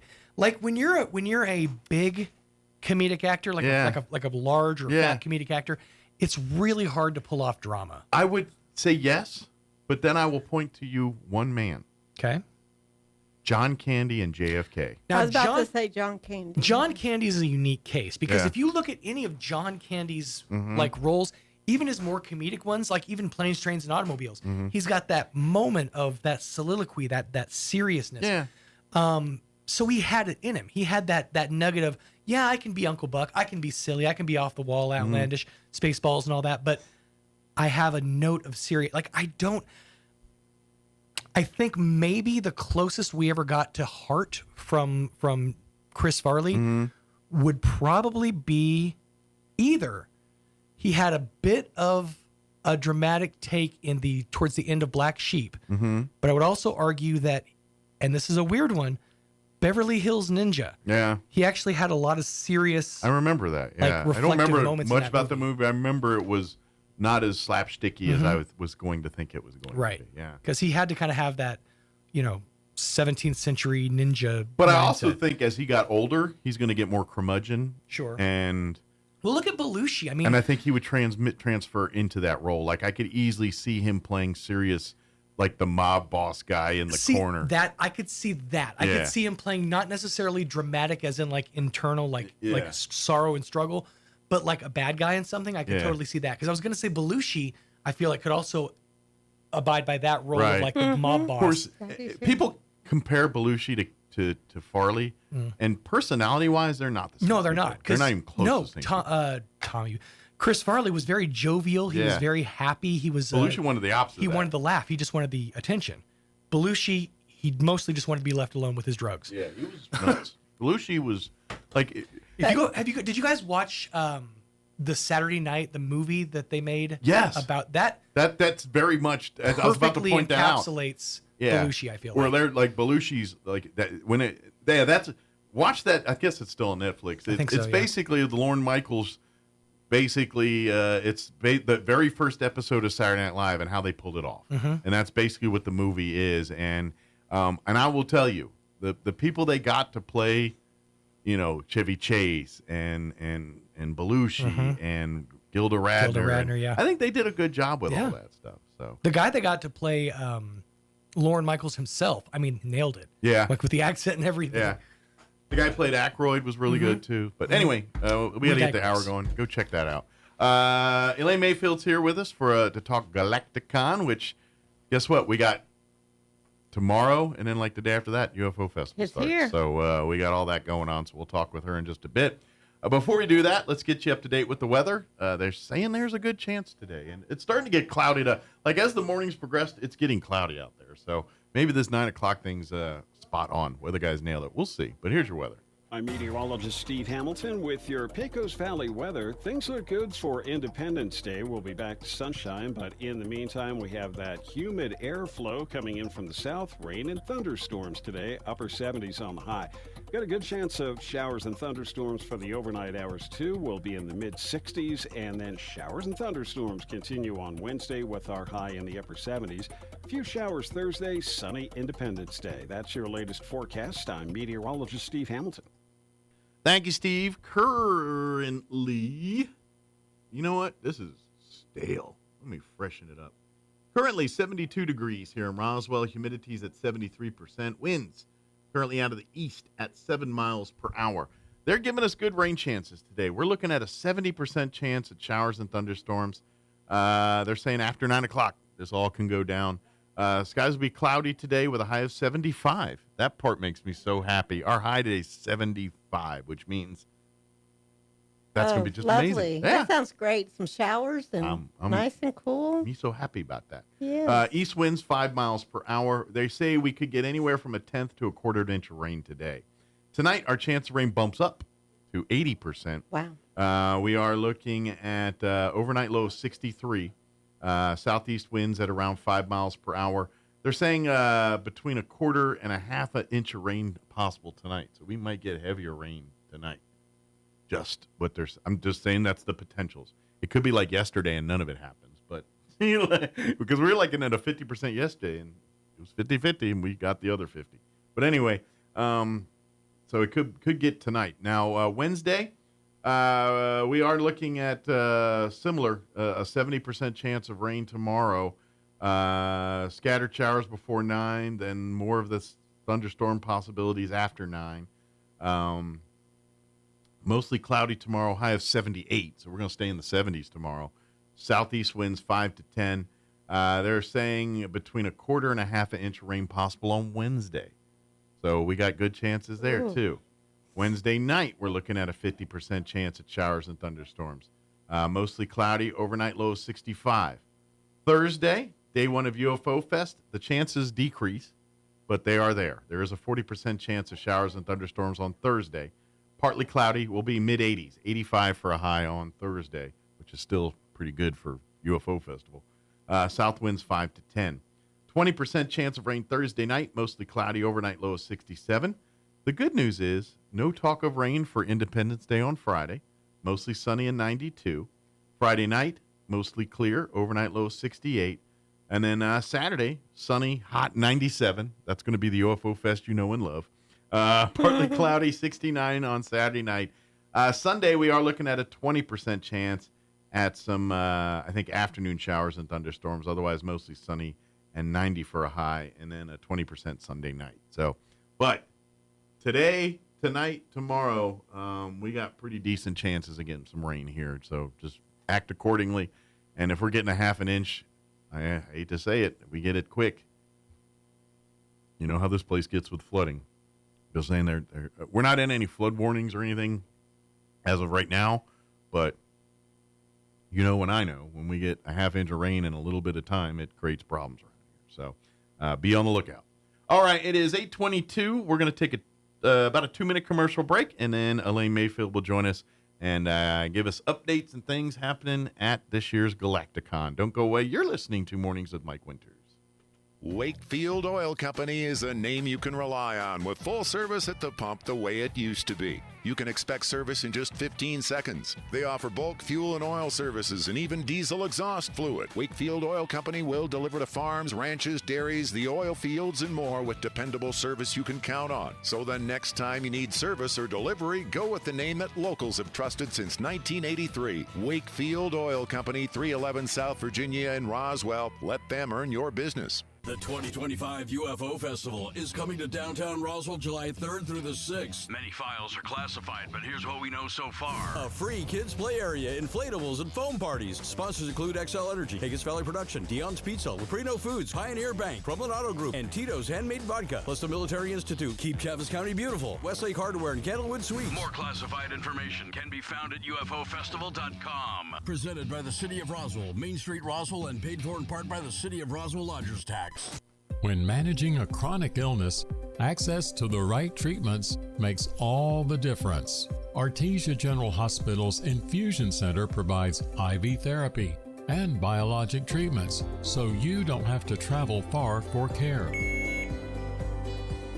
Expert infusion therapy right here in Artesia. Call 575-736-8256 today to learn more. This just in, Roswell Hyundai is giving you an explosive chance to win.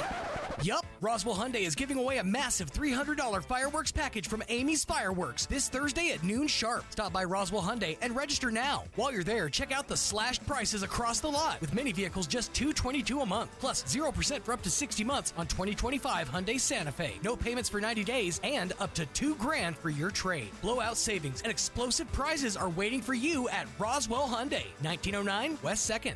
Here's a Mornings with Mike Winters fun fact. U-Haul is the world's largest advertiser in the Yellow Pages. Too bad millennials don't know what the Yellow Pages are. Here's Mike Winters. And good morning. It is 24 minutes after 8 o'clock, and joining us in studio this morning, days away from Galacticon. Absolutely. Elaine Mayfield back with us here. Yes, me again, Margaret. Wearing her Galacticon hat. She has many hats, too. Like we were talking about Don and his hats. Elaine's got a bunch of hats, too. She's got her historical hats and her Galacticon hats. And dog hat. Dog hats and all kinds of hats here, too. So, but this morning, talking Galacticon. And, folks, I hope you're getting excited.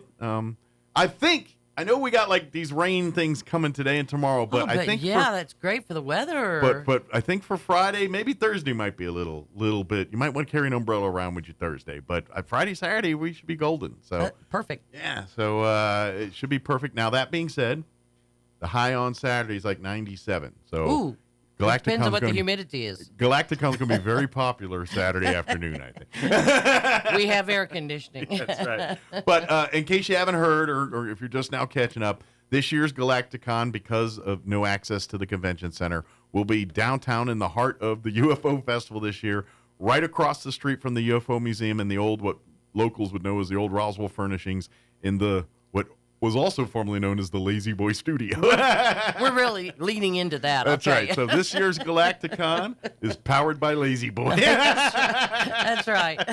I wish we had a line of recliners. Yeah, too bad we could get like official sponsorship by Lazy Boy. They'd be like, come on in, take a load off.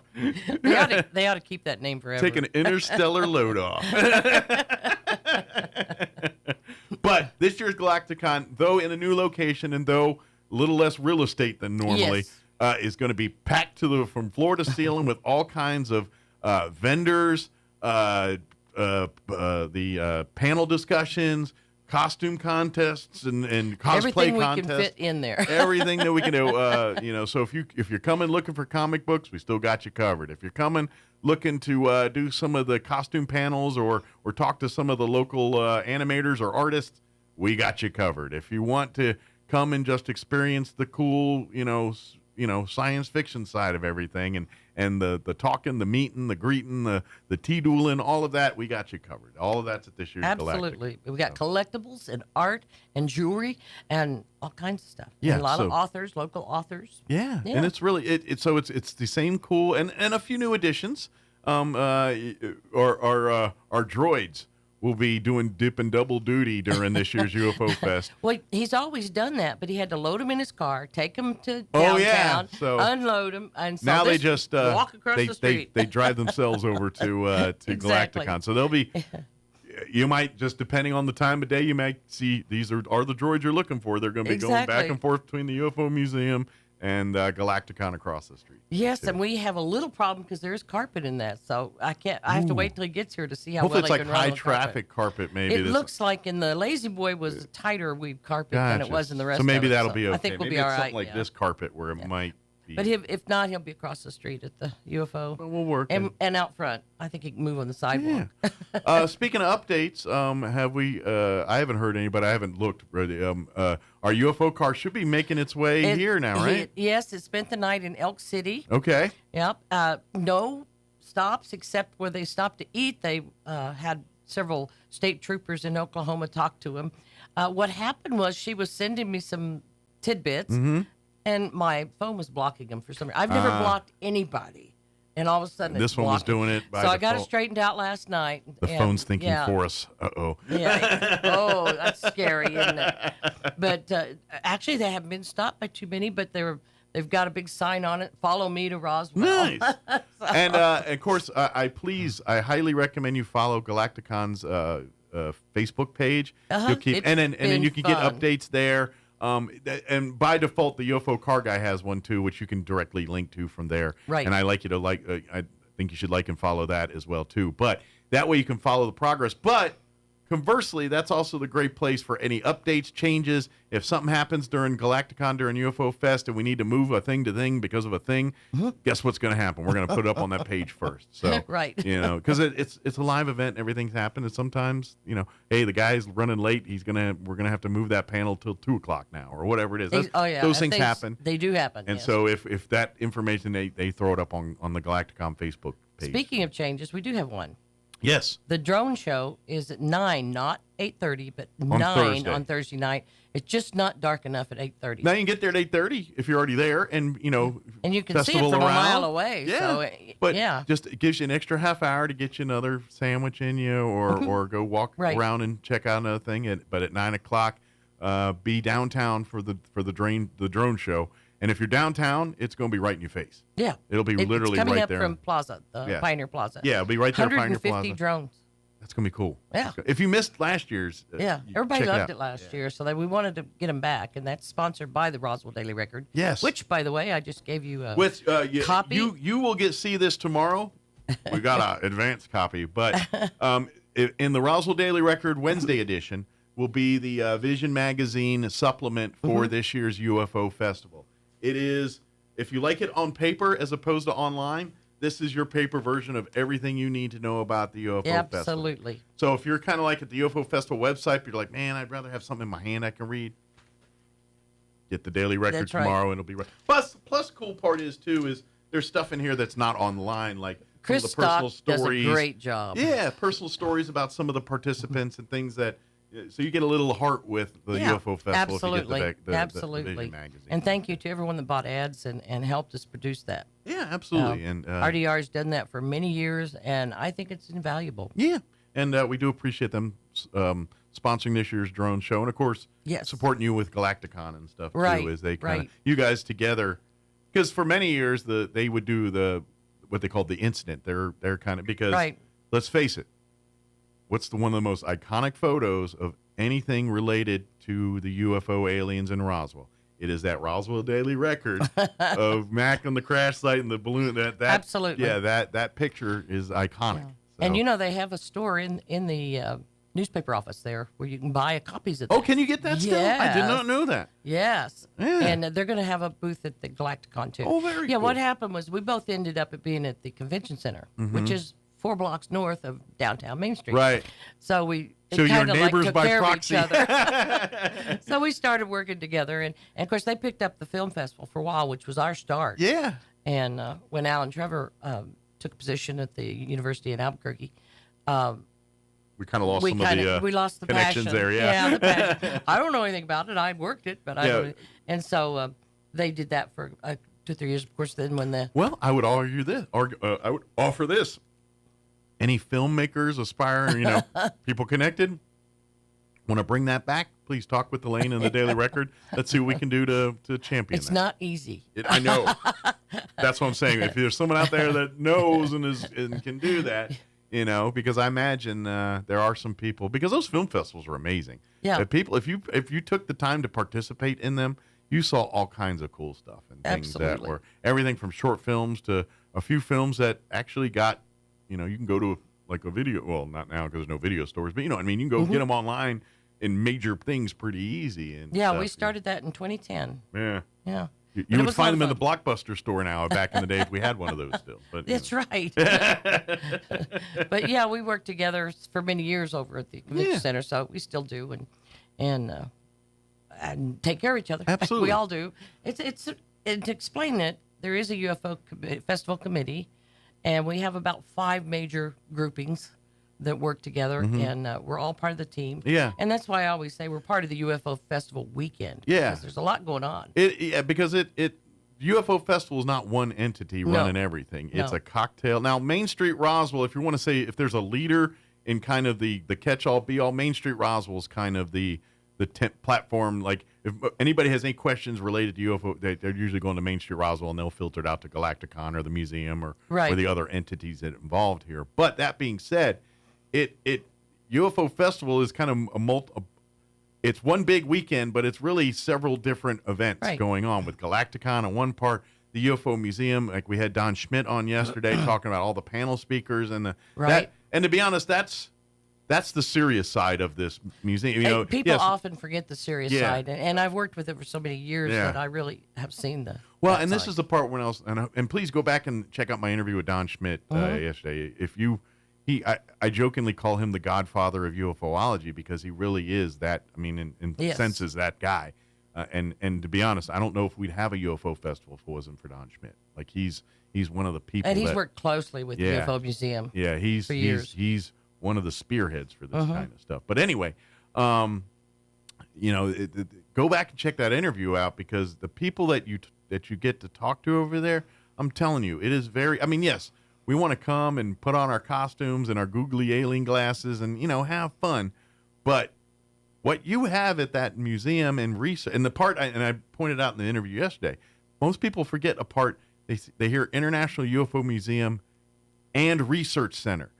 If you want to know about UFOs and alien and all that, like we said, there's only one other place in the world that you can find more information at, and that's the Vatican. The second place is right here on the corner of 2nd and Main. Wow. And that's what I'm trying good company. Yeah, so that's what I'm trying to tell you. And so please, if you are into that thing, go take advantage, go talk, go in there and talk. I'm telling you right now, yeah, you're going to hit a few people. You're like, all right, bud, you drank some Kool-Aid here. But there are so many people in there that are from the science-based or personal experience side. You know, I'm telling you, if you get a chance, talk to Travis Walton while you're in there. He's a nice guy.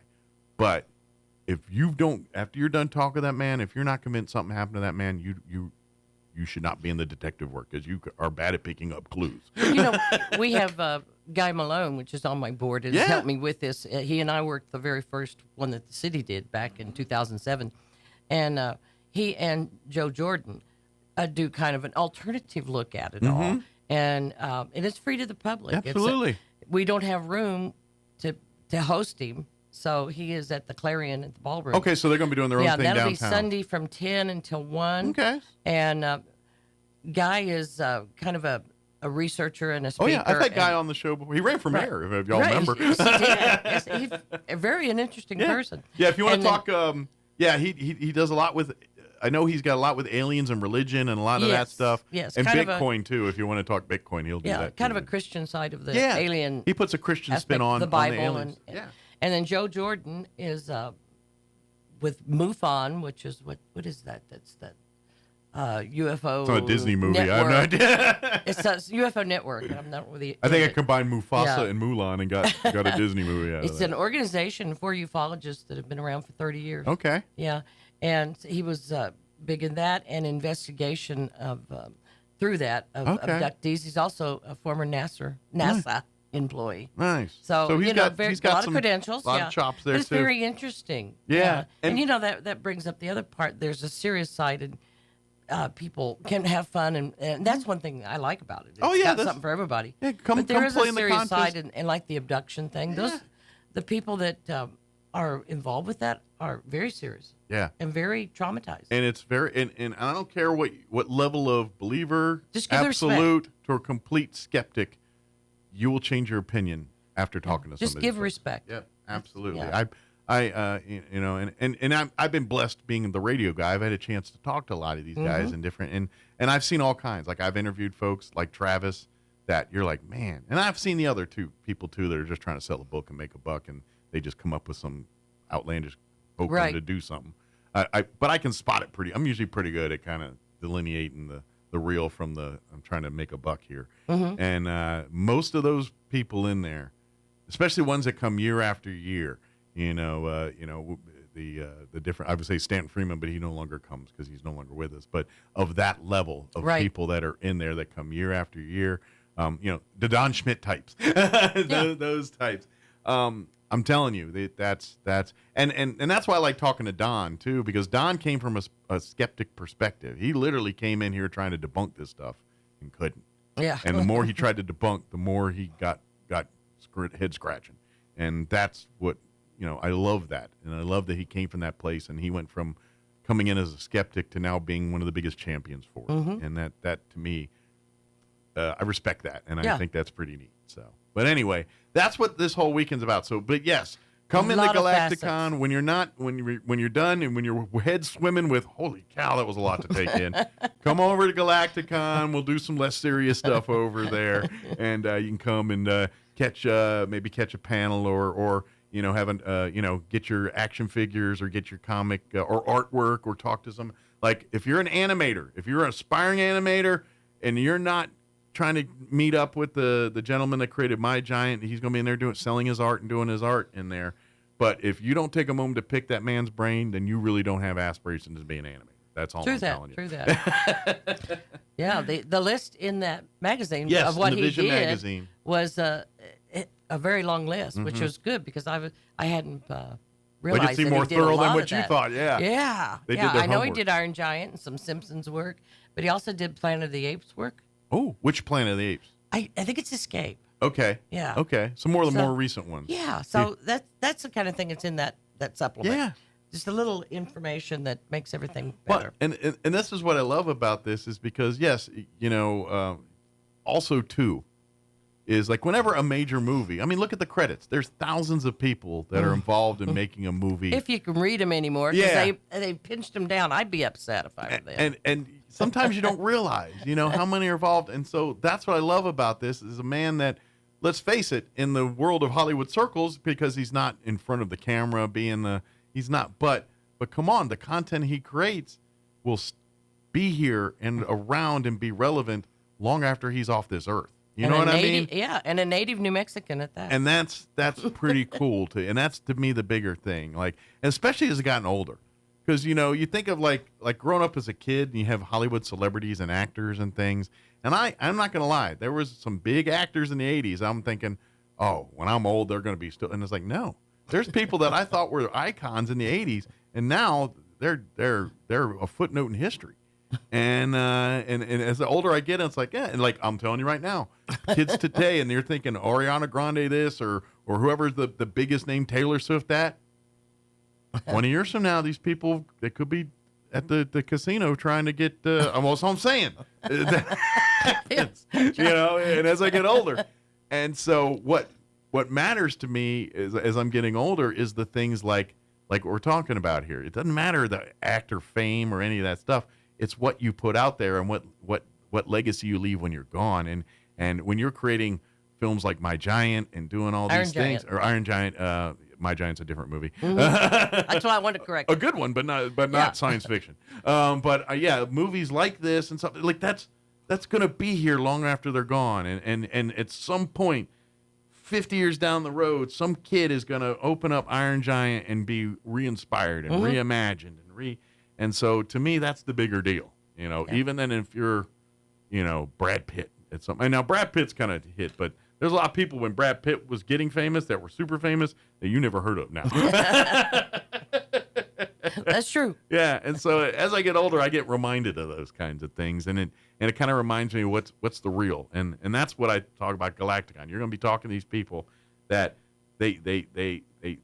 yes, they got a little fame because they were on a movie that got a big, but this is their life. This is what,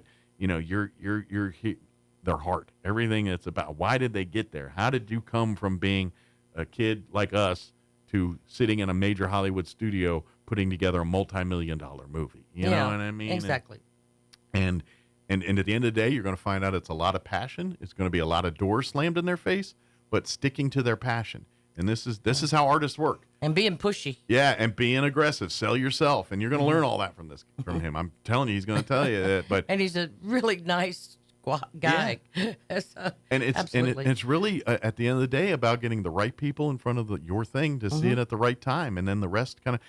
I'm telling you right now, every actor, yes, they work their butt off doing 100 things, but somebody saw them in one thing, then that was the door that opened it. Right. You know what I mean?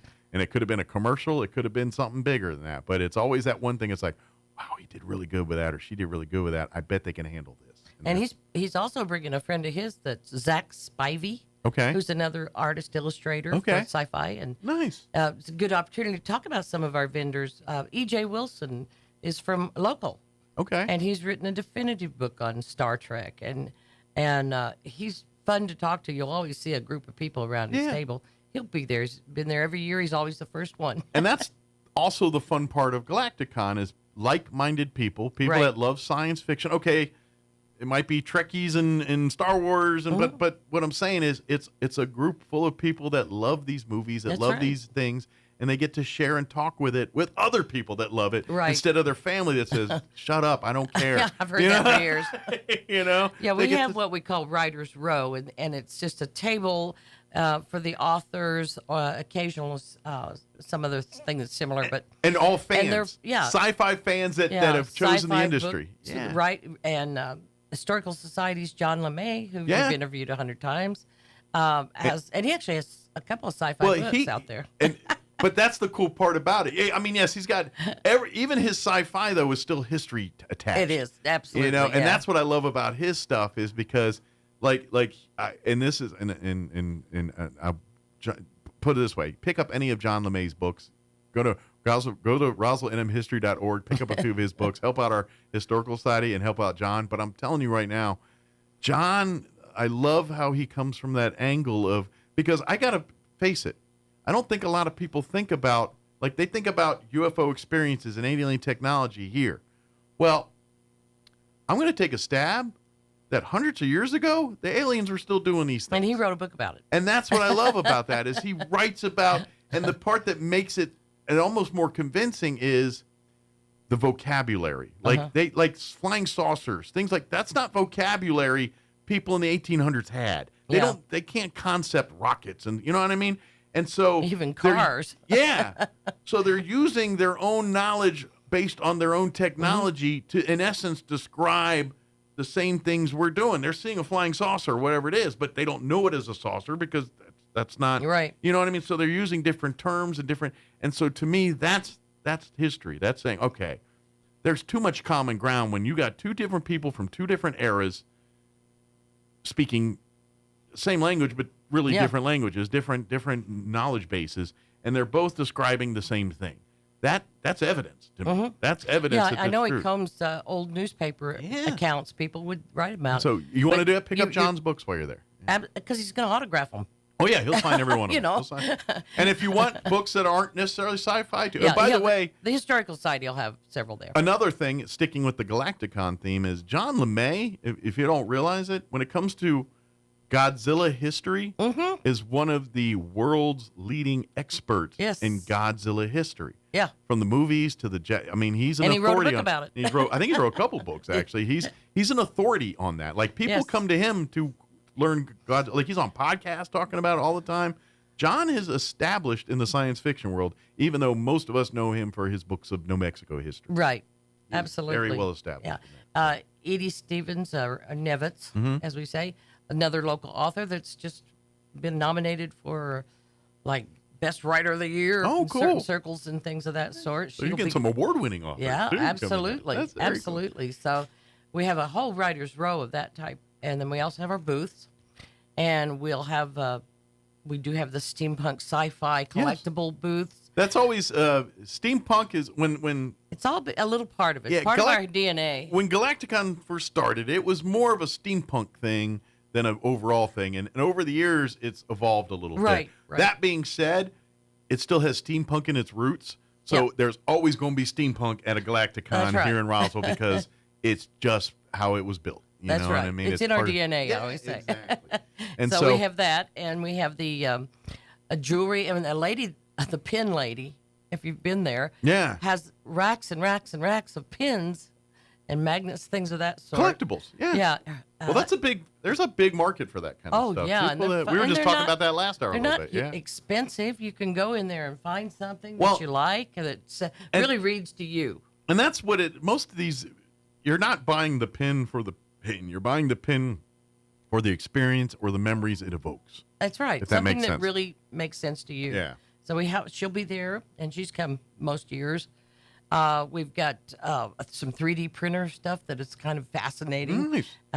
And as that becomes more affordable and more common, you're seeing a lot of artists and types working in that medium now and creating some pretty cool stuff. At the Tal Day, she was there, and of course that's the Hitchhiker's Guide to the Galaxy. Yeah, thing. exactly. Matter of fact, and I bought a 3D jointed mouse. Yeah, it's cute. That is pretty cool. Matter of fact, you were talking about Guy Malone. He was one that came on the show last year. That's whenever one of his passions. The Tal Day, and if you're a fan of the Hitchhiker's Guide to the Galaxy, hit him up.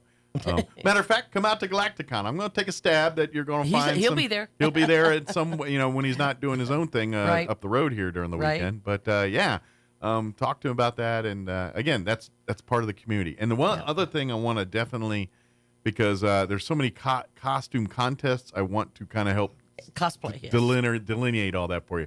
The city is doing the Main Street. Main Street. I'm sorry. They're doing the costume contest. Alien costume contest. And also, of course, Elaine's part of it, the pet costume contest. Right, we do the pet costume contest. Now, what Galacticon does is the cosplay costume contest, which is a little bit more involved in that you're being judged on your persona. Like the cosplay, and we talked about this every time, is think of Chautauqua, think of you're going to imbibe, if you're a fan of, say, Star Trek, you're going to be not Captain Kirk. You're going to be I'm the fourth mate guy that works in the dining hall or whatever, or the guitar player in the cantina. Yeah, exactly. I'm always you're a wallflower in the universe, and you build your character and your story and do all that. Some people go all out and have fun with it, but that's what the cosplay costume contest is about. Right. It's more about the all-encompassing character. Yeah, Now, and they that don't being- change characters a lot. Yeah, they're once they usually- get up to the top, they do develop different personas. Yeah.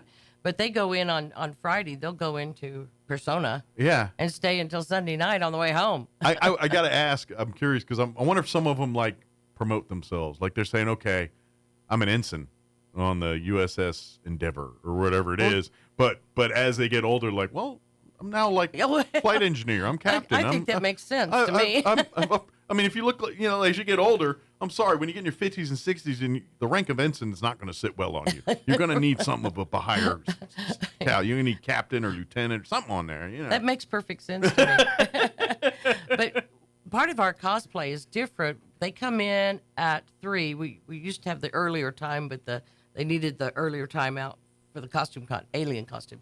So we are 3 o'clock. Gotcha. You have to register before that, and then for 2 hours you walk the halls and gather people votes. Yeah, it's a popular they have a ticket contest. and they'll put it in your little jar. You get to share your story. So you get to be you're your selling- character. yeah, there you and are you sell selling your it. character, and then the best costume or best persona wins, basically. That would be the people's choice. And then at 5 o'clock we'll go through it on the stage. And we have do the a actual regular panel first judges that through third with cash prizes. By the way. And they'll do the more technical side of it, how your Yeah. costume looks, et cetera, Yes, et and cetera. and they're really key on how well it's made and how Sure. well it developed and Like, I don't think they're gonna hit you. authentic. I don't think they're gonna hit you quite as stringent as the 501st rules are.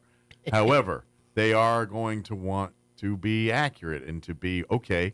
Does that costume fit the universe in which they are trying to portray? Yes or no, and they'll do that. But I'm sure they're going to be like, "There's no way Imperial Stitching would have never used that. They would have used this." And so they're not going to get that in the weeds. The stormtroopers have to match Yeah. because it's a group. Yeah, the 501st, basically, by the time you're done, you should be able to take a call from George Lucas and be an extra in any one of his movies. They're phenomenal. And that's the level of what they're going to. Right. The cosplay judges aren't going to hit you that hard, but in the spirit of what they do, that's what they're aiming for. Is that? And you kind of mentioned thing. Frank and his droids. Yeah. What they are the little CP3. Well, no, the It's R2D2s. the R2 R2D2s. units, yeah. And they're very accurate. Yeah. And he belongs to a society that's nationwide that builds R2D2s. Yeah. And what I love about that is because this is where you get into the fodder is, yes, if you're a fan of Star Wars and you watch the movie, R2D2 is that, but that's really like a series of bots. And if you ever watch the movies and stuff, there's 37 different type of R2 units that are floating around in different. Ours is the one with the personality, he's the star of the show. But that's what I love about it. And not all R2 units look, there's like red and white ones. There's ones that are smaller. There's ones that have different, it's like real world. They have different jobs for different roles. They look a little different, Right. And so that's kind of the cool part about it. And that's what Frank brings you is like, okay, right. You see the R2D2. remote controlled, so here's that the they other move. R2 units too. So it's cool. He has 3. Yeah. Red, blue, and green, I think. So you get to kind of see. Think of it like if you remember Star Wars Episode 4 when they're going to buy R2 from the Jawas, and you see the different ones, and the one kicks and falls over. He's building those guys too. Yes. Exactly. I would imagine the C-3PO units are harder because those are humanoid-like, and those are more like people in costumes. Definitely. But the R2 units, you can build them as they're it's a smart trash can, really. I mean, if you go around, the possibilities are endless there. Yeah. Something we didn't talk about last week was the Star Child Academy. Oh, okay. This was a dream of mine to have some kind of a Star Child Academy, and the kids could go in and do a little project or something and have a takeaway. Interesting. And Angela Strange is the perfect person to do this. She's great working and teaching and doing things with children. That's her jam. We supply the supplies. History, art, music. She loves all that stuff, and she does it with the kids. She's wonderful. Yeah. And homeschooling group and everything else.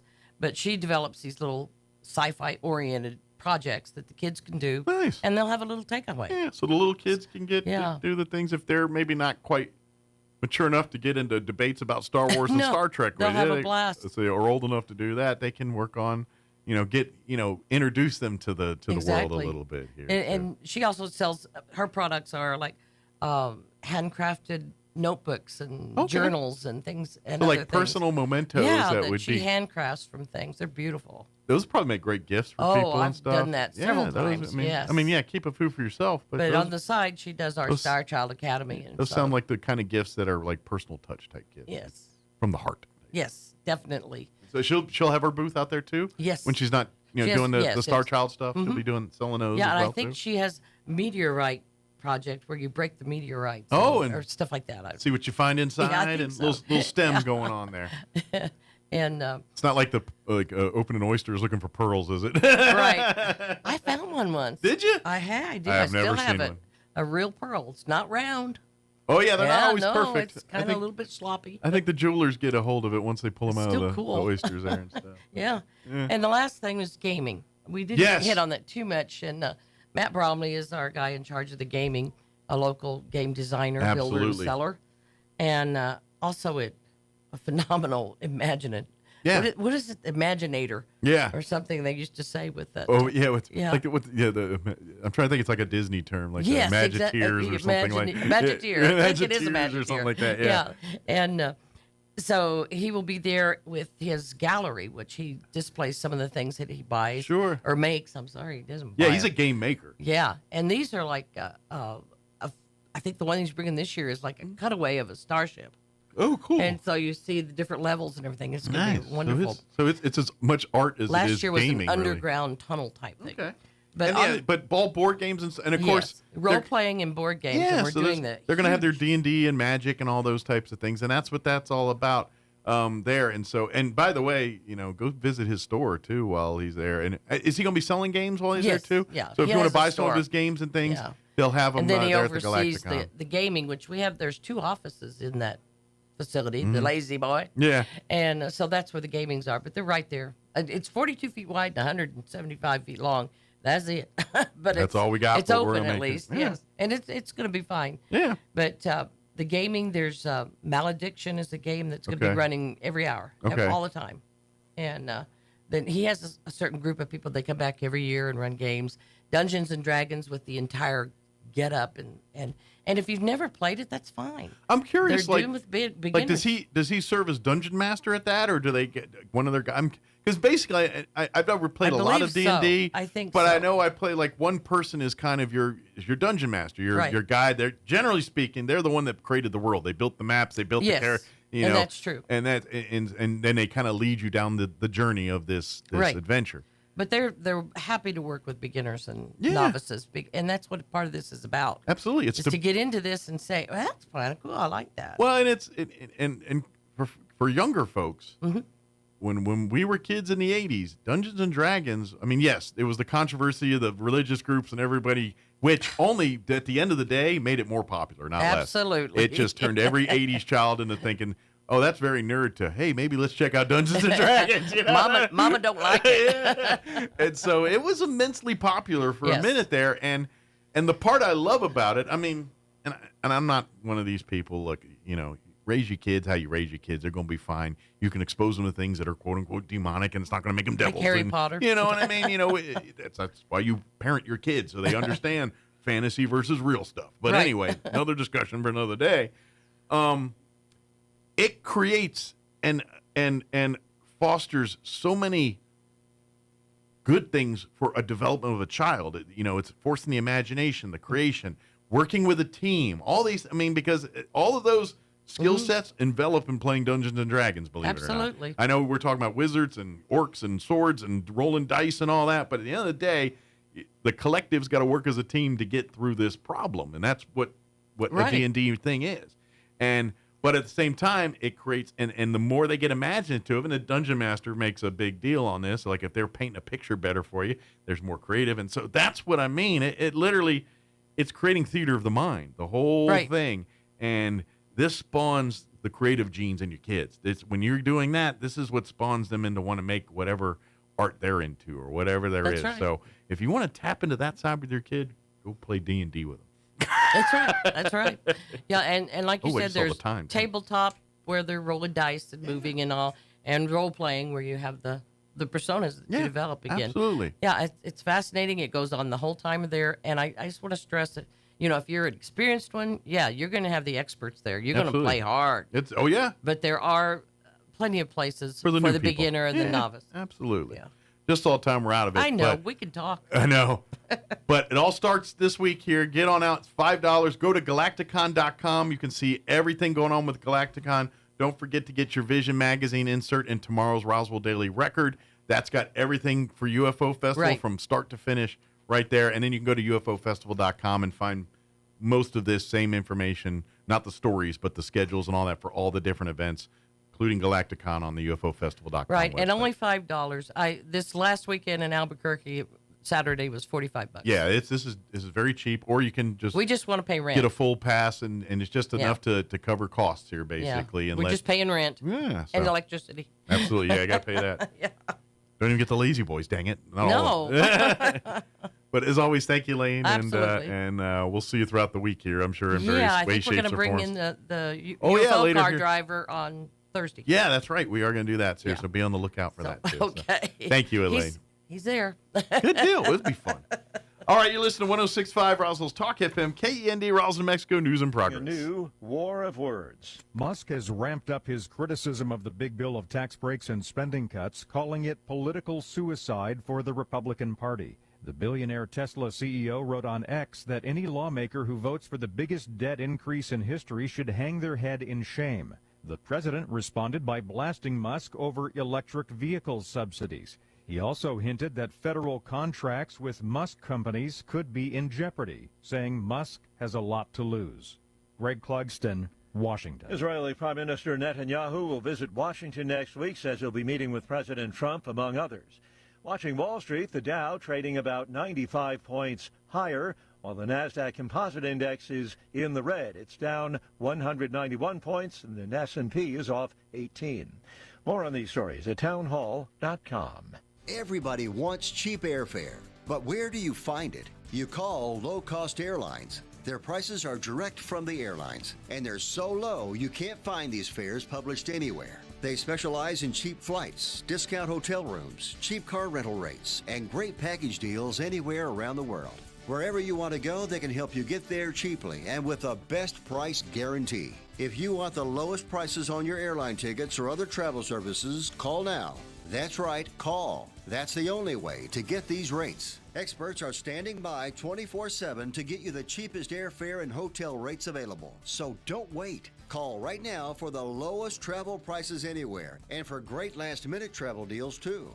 Call 866-755-5300. That's 866-755-5300. Again, that's 866-755-5300. Call us right now. Yet another storm is building strength off the coast of Mexico. Flossie has strengthened into a Category 1 hurricane off Mexico's southwestern Pacific coast. The U.S. National Hurricane Center says as of Tuesday morning, Flossie's maximum sustained winds had reached 80 miles per hour. It was about 175 miles south of Manzanillo and moving west-northwest at 10 miles per hour. Its center is forecast to remain offshore, but several Mexican states can see up to 8 inches of rain into Wednesday. Flossie is expected to strengthen over the next 36 hours before weakening over cooler waters. I'm Marcela Sanchez. And there's word now that Flossie is strengthened into a Category 2 hurricane. Massive explosion and fire at a pharmaceutical plant in India has killed at least 36 people. 34 charred bodies have been recovered from the site, with 2 more workers succumbing to burns at a local hospital. News and analysis at townhall.com.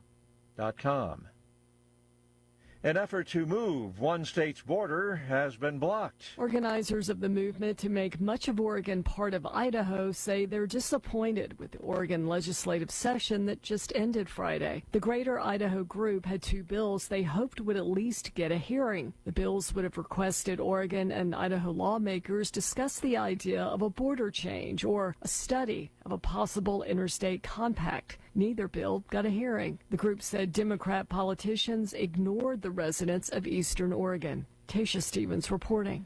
Families of his victims say that Brian Kohberger has agreed to plead guilty to murdering 4 University of Idaho students. That would be part of a plea deal with prosecutors to avoid a death sentence. A change of plea hearing has been set for tomorrow. The 30-year-old Koberger was arrested in Pennsylvania some weeks after the killings. More on these stories at townhall.com.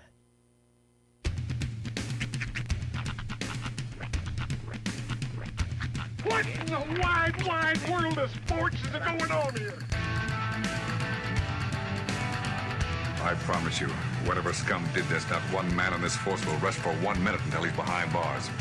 Now let's grab a bite to eat. Yeah, come on. I feel the hot wind on my shoulder and the touch of a world that is older. I hit the switch and check the number. I leave it on and then I slumber. I hear the rhythm ringing through it. Flamenco guitar and cumbia music. I hear the talking of the DJ. The travel listen, what does he say? I'm on a Mexican radio. I'm on a Mexican radio. Broadcasting live from high atop the J.P. White Building in downtown Roswell, New Mexico. It's Mornings with Mike Winters on 106.5 Roswell's Talk FM. Is that what I sound like when I talk? Now, here's your host, Mike Winters.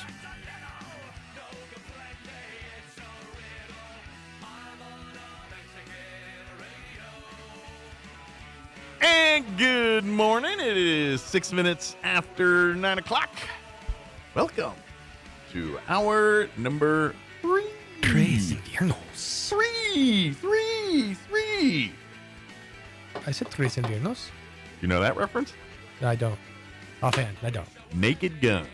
When Frank Drebin was Enrico Palazzo. That's not, right. Oh, okay. he was past Enrico Palazzo. Right. He was now the umpire. Yep. And the first they throw the ball and he doesn't say anything. Everyone looks and he goes, "Strike?" And then the crowd cheers and he's like, "Yes, right." Yeah. Okay. Next thing you know, by that third one, the ball's not even at the catcher yet. He's going, "Strike 3." And he goes, 3. And then, He owns the crowd. Yes. Yeah. So that was a reference. Mm-hmm. I honestly didn't catch to mention, and then absolutely after the fact. But yes, that's sort of what my son does. He'll find something that works. Yeah. And he runs it straight into the ground. Oh yeah. I've done that. I'm trying to explain the subtle nuances of humor to my 6-year-old son, and it's not really working. It's like, no, just hit him with it once, and then ride off those laurels. Enjoy it, but it's not going to work again. He needs to see. There's an episode of SpongeBob that deals with this, and it's the "Rip My Pants" episode. Okay. Which he rips his pants, everybody laughs, and that becomes his whole thing. Gotcha. And then slowly but surely the joke wears out, and it's not funny anymore. And then he's just some sad dude ripping his pants in public. All I can think of is a State bit, the TV show The State. Mm-hmm. And they had, I can't really even say the whole thing because it's not, but one of their characters was, and I can't remember his name, but his catchphrase, "I'll dip my in that." And he did the whole bit.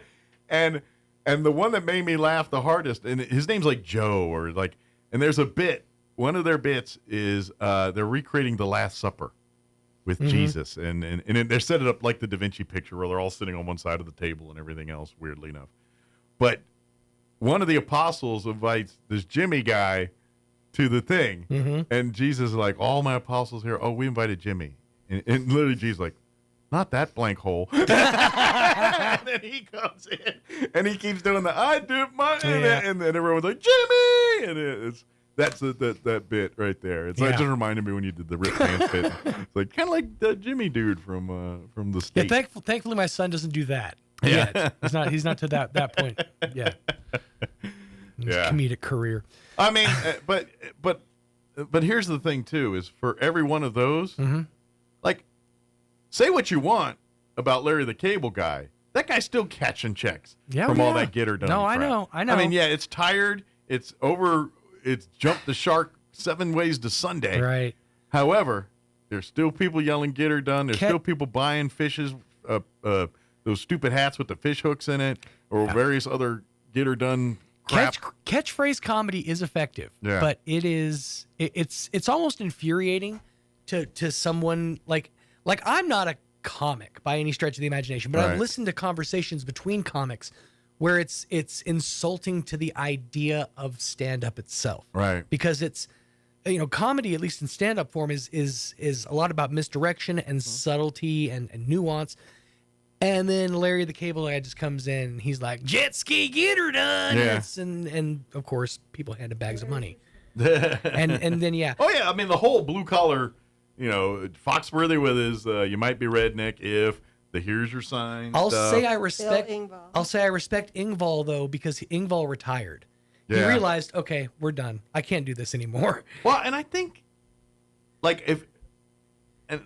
Ingval's pretty much not in the spotlight anymore. Right. But well, he retired, yeah. But before he officially retired, he was shifting I think his life changed. I think his aspects of life changed. I think he got more religious. He definitely got more religious. And I I think that's what changed. Well, that became his audience. Yeah. I think is that became the contemporary Christian. Before he officially retired, I will tell you, one of his last roles. You remember that show Last Man Standing with Tim Allen? He played a pastor on that show for a stretch of episodes. Because I think he was an ordained minister. I think you're right. Yeah, he went through seminary and all that, which I think was probably the big change that so I think turned him around. I think his life. And then there's the other side of the coin, because then there's oh crud, his name just left my head. Alex Raimundo's brother-in-law. Yeah, see, it just does that. Yes. Yeah, but then there's his side of his side of comedy, which is crass and dirty, and I'm gonna look it up. You talk. Well, and here's the thing, getting back. Ron White. Thank you. Oh, Ron White. You don't have the thing yet. The murky lake syndrome, where you know the name Ron White. Yes. But here's Ron White. Ron doesn't necessarily have a catchphrase.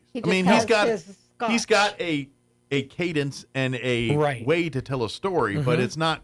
Here's your sign. He's got phrases that are memorable, but they're not catch phrases. And he always has scotch in his I'm about to say hand. his is more visual. He's always got the liquor. He's always got the cigar. He won't put up a glass of liquor. He comes up with a whole carafe filled with scotch or whatever it is. And that's more his and he drinks, as he's telling the story. And he Mike fires and up the I cigar? have actually seen Ron White and Bill Engvall. Yeah, I've seen both of in those. person. Not at the same time. But, Two sides of the coin tour. They're both good. Yeah, 100%. I enjoyed Ron White. Ingval was good, but not of the comics. In the he's my least favorite. Of all of them. He's never been my favorite. Yeah, Ingval was one note. Foxworthy was a few notes, but one really, really, really big note. And he has talked about moving on from it and how he doesn't like being known as the redneck guy. Sure. And here's where Larry the Cable Guy, yes, it wasn't uber original, but his timing was good. Yeah. He's got great timing. He can hit you with a zinger. If you have a conversation of people talking, he's the zinger guy. Well, and that's Dan Whitney. Yeah. That's the comic in him. Is our guest here, by the way? I haven't seen or heard anybody yet. Okay. That's Dan Whitney, the guy who, before he became Larry the Cable Guy, was just some schlubby comic from Ohio. He doesn't even talk with that accent. No, he doesn't. He literally back talks in the like 80s, you and I right when now. he was Dan Whitney, he just had a Midwestern accent.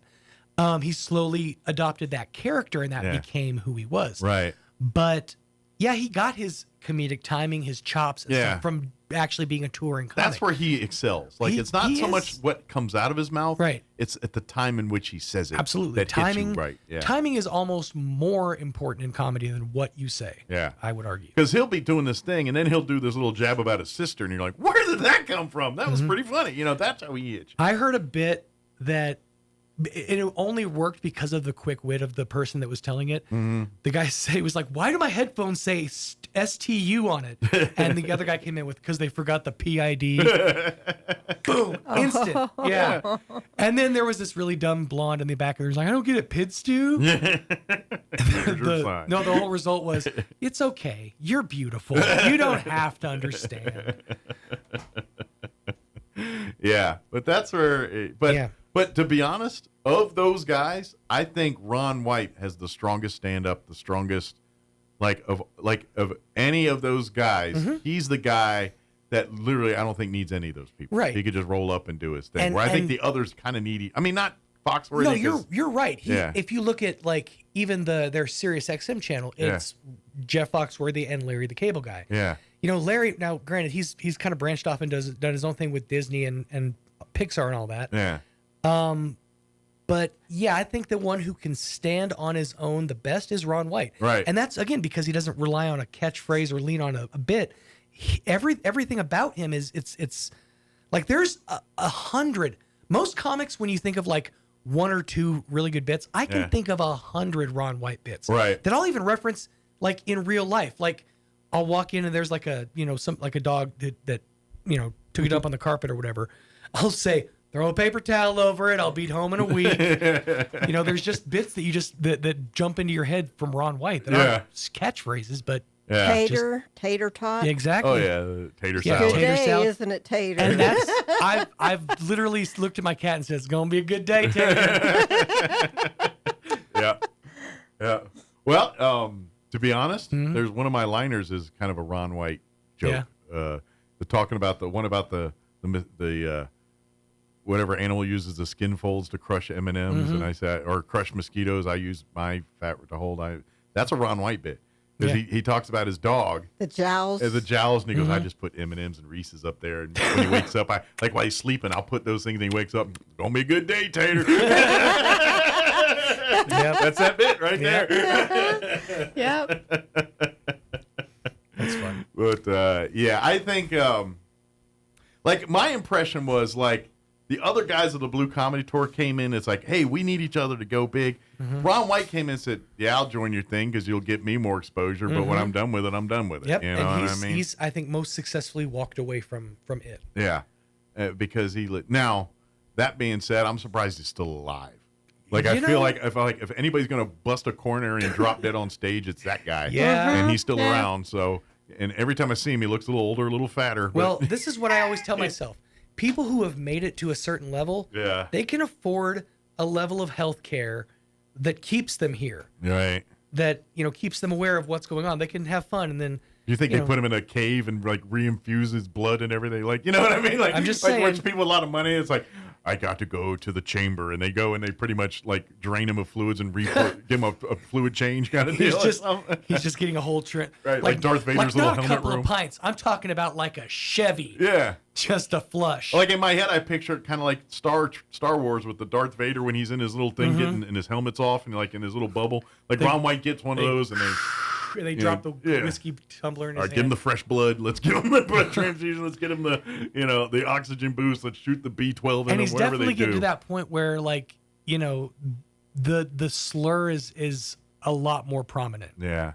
So yeah, it's But then again, he's also the representative for a tequila company. So and I'm going to take a stab. He's a nightmare to live with in personal, like in real life. Like, well, he's on his like fourth wife, I think. Yeah, well, I'm just going to take a stab because what we see on stage, I feel like that's him in real life. Like what you see with him is what you see with him. I don't think there's Ron White on stage and Ron White personally. I feel those are the same people. No, I think they've become the same person. Yeah. I think over time, he's sort of huffed the cope or the hopium, believed his own hype, so to speak. Well, and he became. When you embody a character for so long, you just become that. It's occurred 1,000 times in the pro wrestling world, most notably with Hulk Hogan. Sure. Where he's not Terry Bollea anymore. He's the Hulkster. Yeah. That's just who he is. He's got to say brother 50 times and talk like that. Warrior was another one. Yeah. Right after he legally changed his name to Ultimate Warrior. Right. He just sort of like became that snarling, angry guy. Sure. And I also think too, what makes those guys successful is the fact that once they get there, that's the only way they can go. Yeah. Like it's like the Daniel Day-Lewis of acting, where he's very method and Lincoln. He's Lincoln all of a sudden. Right. I feel like that's where they're at in their world. Like they don't know how to. They're be the somebody most different. method. Yeah. Yeah. They don't know how to be what they used to be because everything's this. Right. But but Ron White's always been that guy. Guessed yet? I thought I heard somebody. No. Okay. Unless your guess is a red coat bottle. Could be. I mean, it doesn't look like he has a lot to say. And I know they know because they texted me earlier asking what time. So, but anyway, what I like when Ron White talks about him in the bar fights and getting arrested, I'm like when I hear him tell it, I'm like, I think that's a true story. I mean, it's been embellished for the comedic side of it, but that dude got thrown in jail in a bar fight, and I'm pretty sure he called himself Tater Salad and had the aliases. I feel like all that's real. And it was probably, like you said, like a less dramatic version of that. Yeah, but 100%, he was drunk in public. Yeah, I think all of that is like him. But I think that's also what makes his comedy good. Right. Like if pull back the curtain, if Jeff Foxworthy's telling me that same story, I'm like, whatever, nerd, you didn't do any of that. Exactly, you know what I mean? Right. But that's not how you're built. Literally, my favorite bit is the tire bit, where he talks about how he went to get his car fixed at Sears, the Sears Tire and Lube. Yeah. And he said he pulls out of the parking lot and the left rear wheel falls off. It falls off. It falls off. And literally, like, one of my favorite, the whole spinning me into a dimension, a PO that I haven't been in quite some time. It's so good in that it didn't quite happen as dramatically as that, but he knows how to build a story. He's a man that can tell a story, and he has an interesting enough a life that the stories get over the top. You know what I mean? That's where... Well, apparently, he was absent on Lugnut Day. Yeah. Like, put it this way. If any of those guys started a radio show, there's one I'd be interested in. It's the Ron White. Yeah, I agree. Yeah. You know who else is kind of like that in delivery? Is if you've ever watched Lewis Black's stand-up, he's got a very specific way of delivering his punchlines where he'll go, and then he'll say it. He does that. Once you pick up on a comic's like tell or their thing, you almost can't not notice it. But to me, Lewis Black is Gilbert Gottfried light. Like he's a more angry Gilbert Gottfried. I'd say maybe a more angrier for sure, but more educated Gilbert Gottfried. Whereas Gilbert Gottfried is more shocking. Where he's just more angry. just mad at everything. Gilbert's trying to say something to offend you or make you go crazy. Whereas Lewis Black, I think he's going to stroke out on us any minute now because he's so hopped up on whatever he's on. Lewis Black is at all times he's pretty mellow off stage. I've seen him in interviews and stuff, but when he's on stage, he is the final monologue in the movie Broadcast. He's that all the time, like turned up to 12. You know where he's mad as heck and he can't take it. To be honest, anymore. where I think you're going to see the more true. And this is a weird reference, but I think if you want to see the more true Lewis Black personality, I think you need to watch his role in the movie Accepted, where he's the principal or he's the dean of the fake university. Like that's where he's a little aloof, but more calm, but can do the like that's the most humane I've seen Lewis Black in any role. Like the most normal. Like where I think he really is, or like the crazy is the Big Bang Theory. He's in one episode of Big Bang Theory where he plays a bug expert, and he's doing the whole Lewis Black shtick. And I'm like, that's the shtick of Lewis Black. That's what everyone comes to think. You guys do that. That's how he does. He's literally anger. Yeah. Like he is the voice of anger, and they didn't do that on accident. They got the best people to play those roles, and Lewis Black.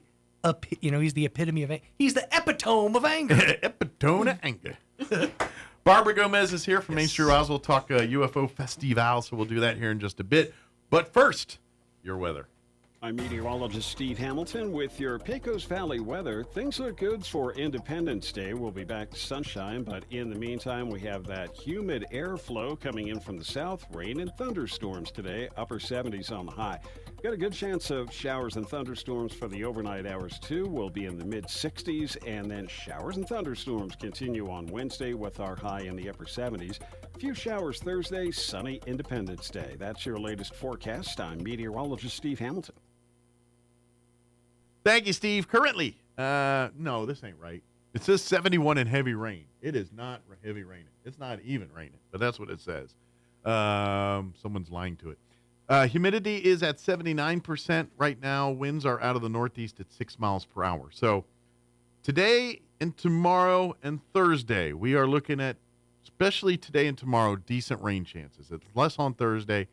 Good news is no talk of that Friday or Saturday. So I think we're okay there. But today we are looking at a 70% chance of rain for today. Cloudy with a high of 75. That's the cool part. Our high today is 75. That's amazing. Winds will be out of the east at 5 miles per hour. They're saying we could expect anywhere between between a tenth and a quarter of an inch of rain today during the day. For tonight, we are looking at an 80% chance of showers and thunderstorms. Overnight low of 63.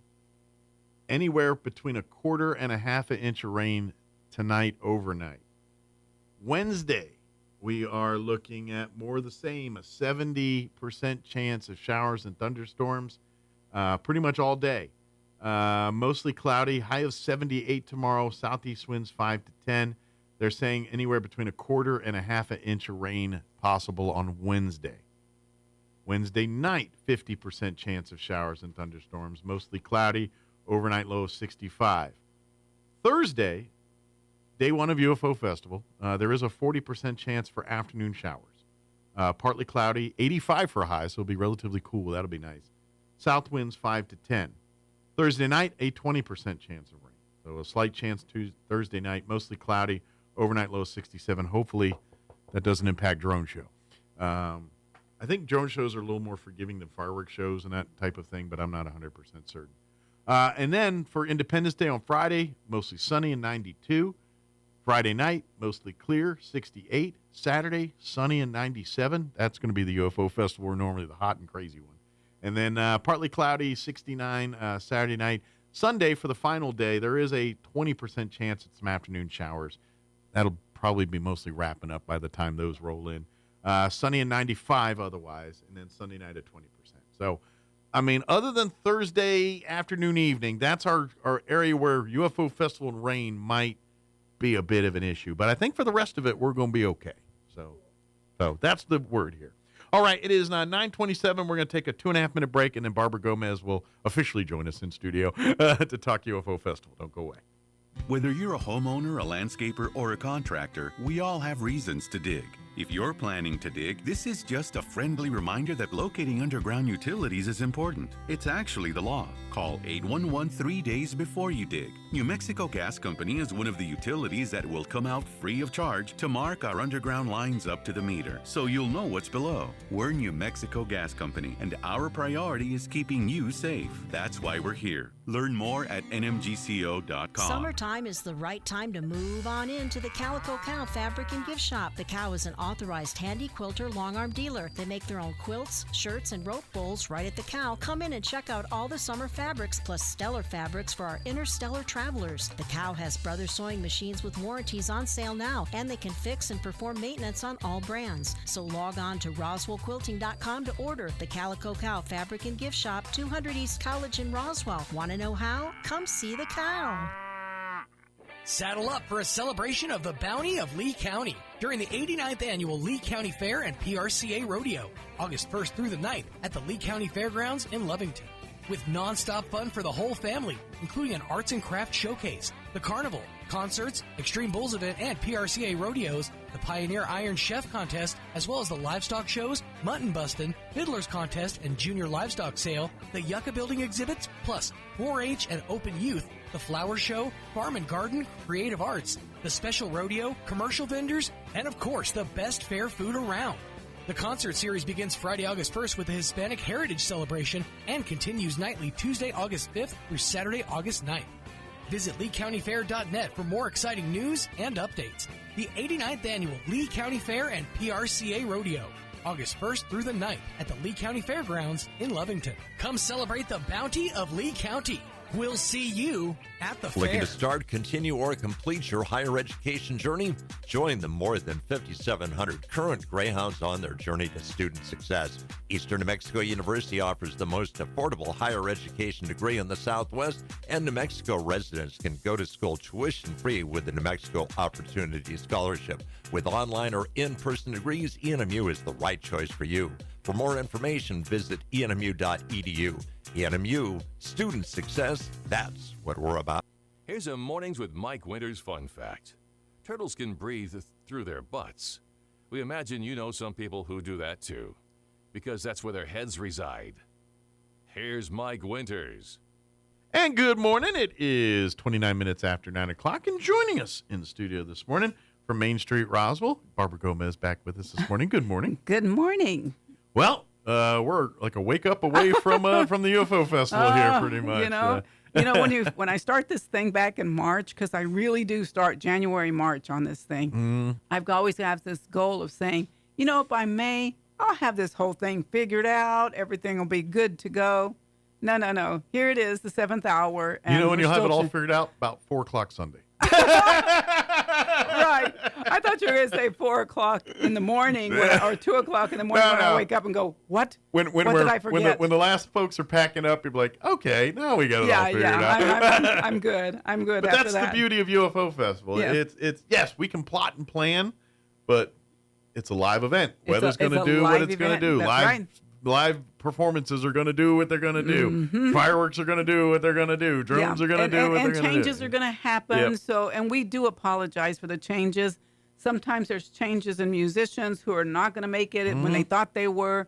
So that puts a big old wrench into the whole Then you plan. got to recalculate, So replot we have to the plan. calculate and everything. I was talking to my husband about it this morning, and he's like, well, honey, just put them in there. There's just, I'm sure, a little spot somewhere. And I said, do you remember, you do the nursing schedule. You can't just one move makes everything else change. And part of it is the bands themselves are self-promoting themselves, trying to get their fans to come out to these events. Right. And if you keep telling your fans we're going to play at 10, oh no, wait, now we're going to play at 2, whatever, that's going to make people salty. Up. Yeah. So I see exactly what you're talking about there. Yeah, it's bigger than you on that. Yes, it really truly is. But just to let you guys know what we plan to do, okay? So we do plan to put out an online updated music schedule, a whole UFO schedule. Okay. Not that anything big is changing. It's mainly changing within the entertainment section. Just minute shiftings here or there. Some shiftings here and there. I will not be able to print any more of these schedules. The city was gracious enough to print a bunch of schedules for us. But we will have, sitting in front of Pioneer Plaza, there will be an 8-foot schedule of events. That is more up to date than the one that's on paper, okay? But either way, But if you go to the website, that'll be updated. But when you go to the website or whenever, because I'm going to post it on Facebook myself, I'll have to find out about the city if they're reposting theirs as well, which they probably will.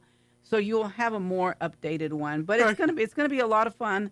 I still just this morning been talking to people. Got an email last night at 11 o'clock at night, and I'm going, "Hey Barbara, we need like 5 rooms." No. Well, when you find some, let me know because I'm looking for some myself. I can find them, but I'm going to pay a heck of a lot. Right. So unfortunately, that's probably going to end up being a no for me on that one. But the cool part is I did talk to Charlie's Angels. I have spoken to Folclóricos, and they're going to fill in any spots that I need. So the folks that live here and are local here, they will fill in the gap where some of the others that's right fall out or whatever. Right. Gotcha. So a big thing I do want to make sure that we get out. The event does start on Thursday this year. Yes. Okay. I was at the donut shop yesterday, and they said, "What? Thursday?" Yes. Some people that were in line, and I was like, "No, it's Thursday." Yep. See the sign. They're going to start blocking things off tomorrow. Yes, very well. They already put out all the barricades. Yeah, I know the barriers are sitting on the sidelines right now. And then Thursday morning, they will be out there bright and early, probably at 5 or 6 a.m. in the morning. Yeah. So they'll be closing the streets early. And they're doing it the day early here because of the 4th of July. That's right. City's closed on Friday. Yes. All these people that set this stuff up, they're off. They're off. So they're setting it up early, hence the reason UFO Festival starts today. Yeah, when they told me that they were going to have to close early because of 4th of July, I took that as an opportunity to say, hey, so does that mean I can go ahead and set up vendors? Sure. I mean, the road's already closed. Might as well go ahead and start a party here if we're going to do it. And then whenever they could not get the drone on Friday and they could get it on Thursday, it kind of worked out all really pretty good. Like, so right. just keep that in mind, you guys. I know you guys are working, many of you, on Thursday, but it's after hours whenever all the fun stuff. Yeah, the drone stuff will be 9 o'clock Thursday. 9 o'clock New on Thursday. change on that one. I think it was originally scheduled for 8:30, but Yeah. darkness is not dark enough at 8:30. Yeah, so we I need guess to wait not. till So they're gonna wait a little bit later. But hey, it doesn't hurt if you want to come in early because the food trucks and the vendors will be open by 3 on Thursday. So if you want to come out and start looking around, there's going to be jewelry out there. There's going to be T-shirts. There's going to be stickers and hats and, oh man, just about anything you would want to see will be on the streets already. And if you think, I don't know what I'm going to do for dinner, guess what? We have dinner for you. I'm about to say. Yeah. If you can't find anything at the food trucks, all of our local establishments downtown, Pepper. I know Peppers. Matter of fact, Thursday night. I think Thursday night is Thursday night they're having the Galacticon party over at Peppers. Yeah, they're having the Galacticon karaoke on Thursday night. So while you're waiting for the drone to start, go over there. Go over there to Peppers and hang out. Built out a tune, have some food or drinks or two, they have and then fantastic food. And for then those wander of on you out for the drone show at 9 o'clock here. That's right, and they have drinks, so it'll be kind of a fun place to be.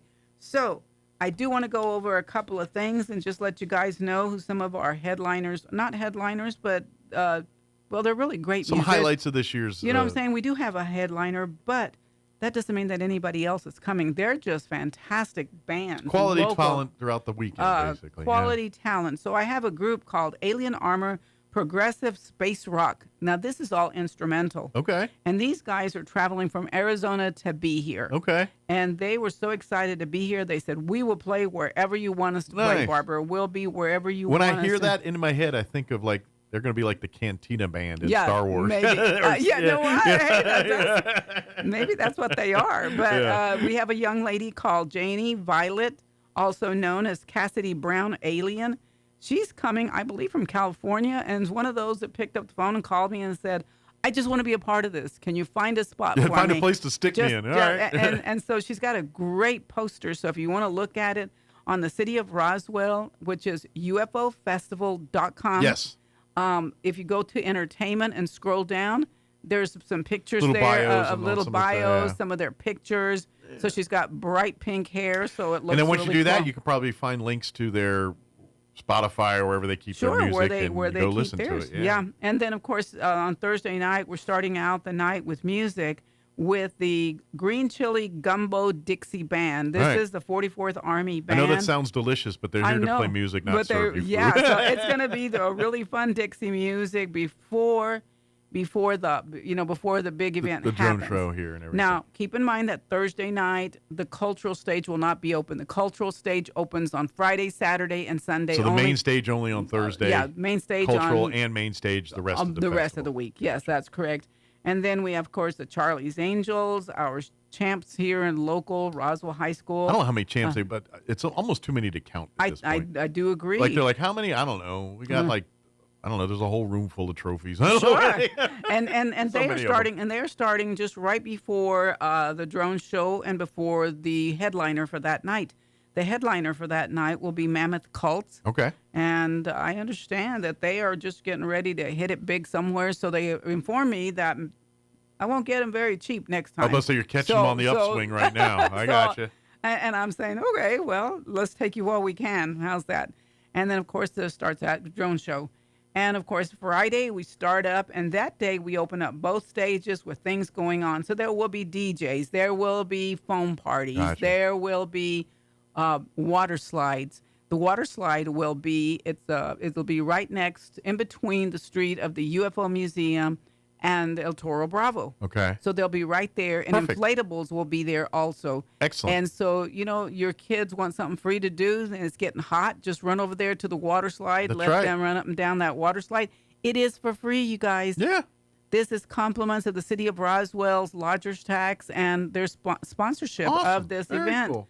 So You might want to bring clothes you don't mind getting wet if you're gonna, or the kids don't mind getting wet. But you know, around here normally, if it's really hot, it'll dry. It'll dry up. Although with the humidity, I don't know, man. You know, if it's gonna be humid true. because of all this rain, it doesn't dry so quick when it's humid out. So to make things interesting, we have the Alien Armor Progressive Space Rock also playing on Friday. Okay. And just right after them, we have GDP, Gross Domestic People. Yeah, our own Jocelyn is the bass player for that band. Our own local people here. Yeah, Jocelyn and her group will be playing, and Will and some of those great people will also be playing. Jeff. Yeah. And then you'll have a second opportunity to see Janie Cassidy Brown, Alien again.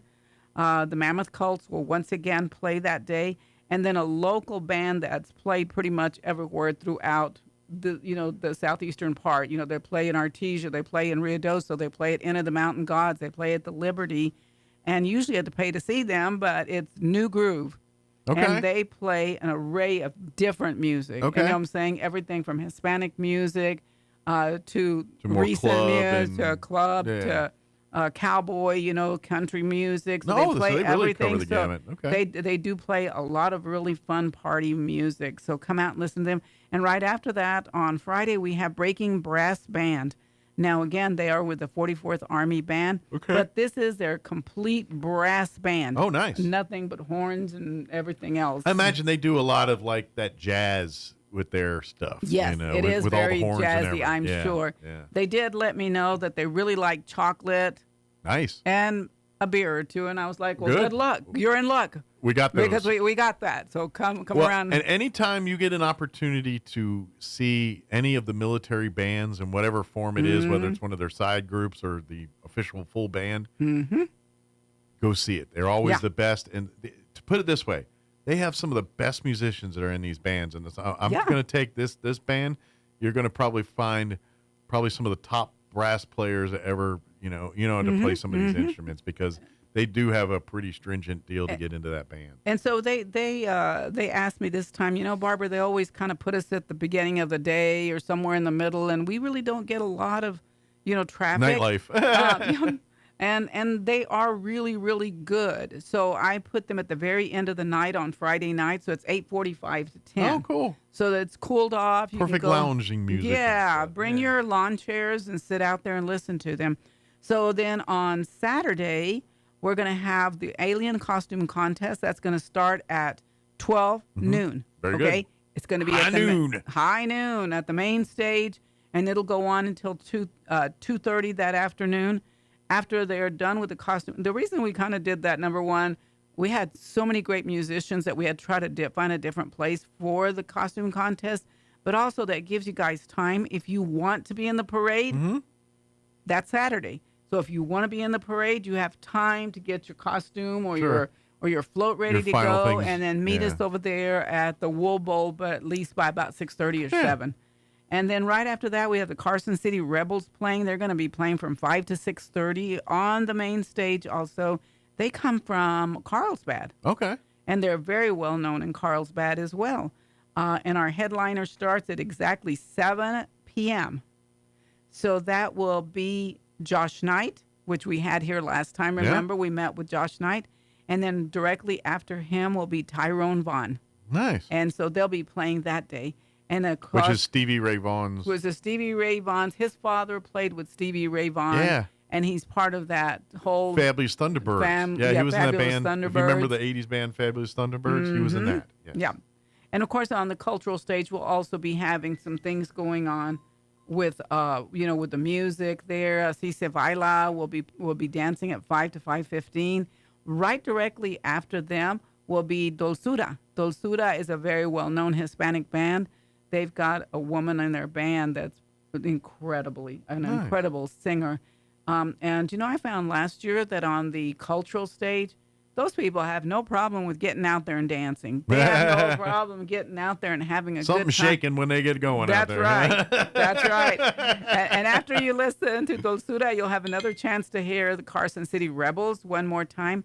And their headliner on Friday night will be a band that's called Origen Norteño. I mean, that's even hard for me to say, but the original Northerners in Spanish. Because, in Hispanic music, they have different varieties, different kinds, Different just kind of like regional regional, flavors, just kind of yeah. like Tex-Mex. They have their different. But these are very well known. If you've not seen their flyer, I just can't wait to hear them. But they'll be playing to round out the night on Friday night on the cultural stage from 8:30 to 10 p.m. And then on Saturday, again, we're going to have Dosuda, and we're going to have some more Así se baila.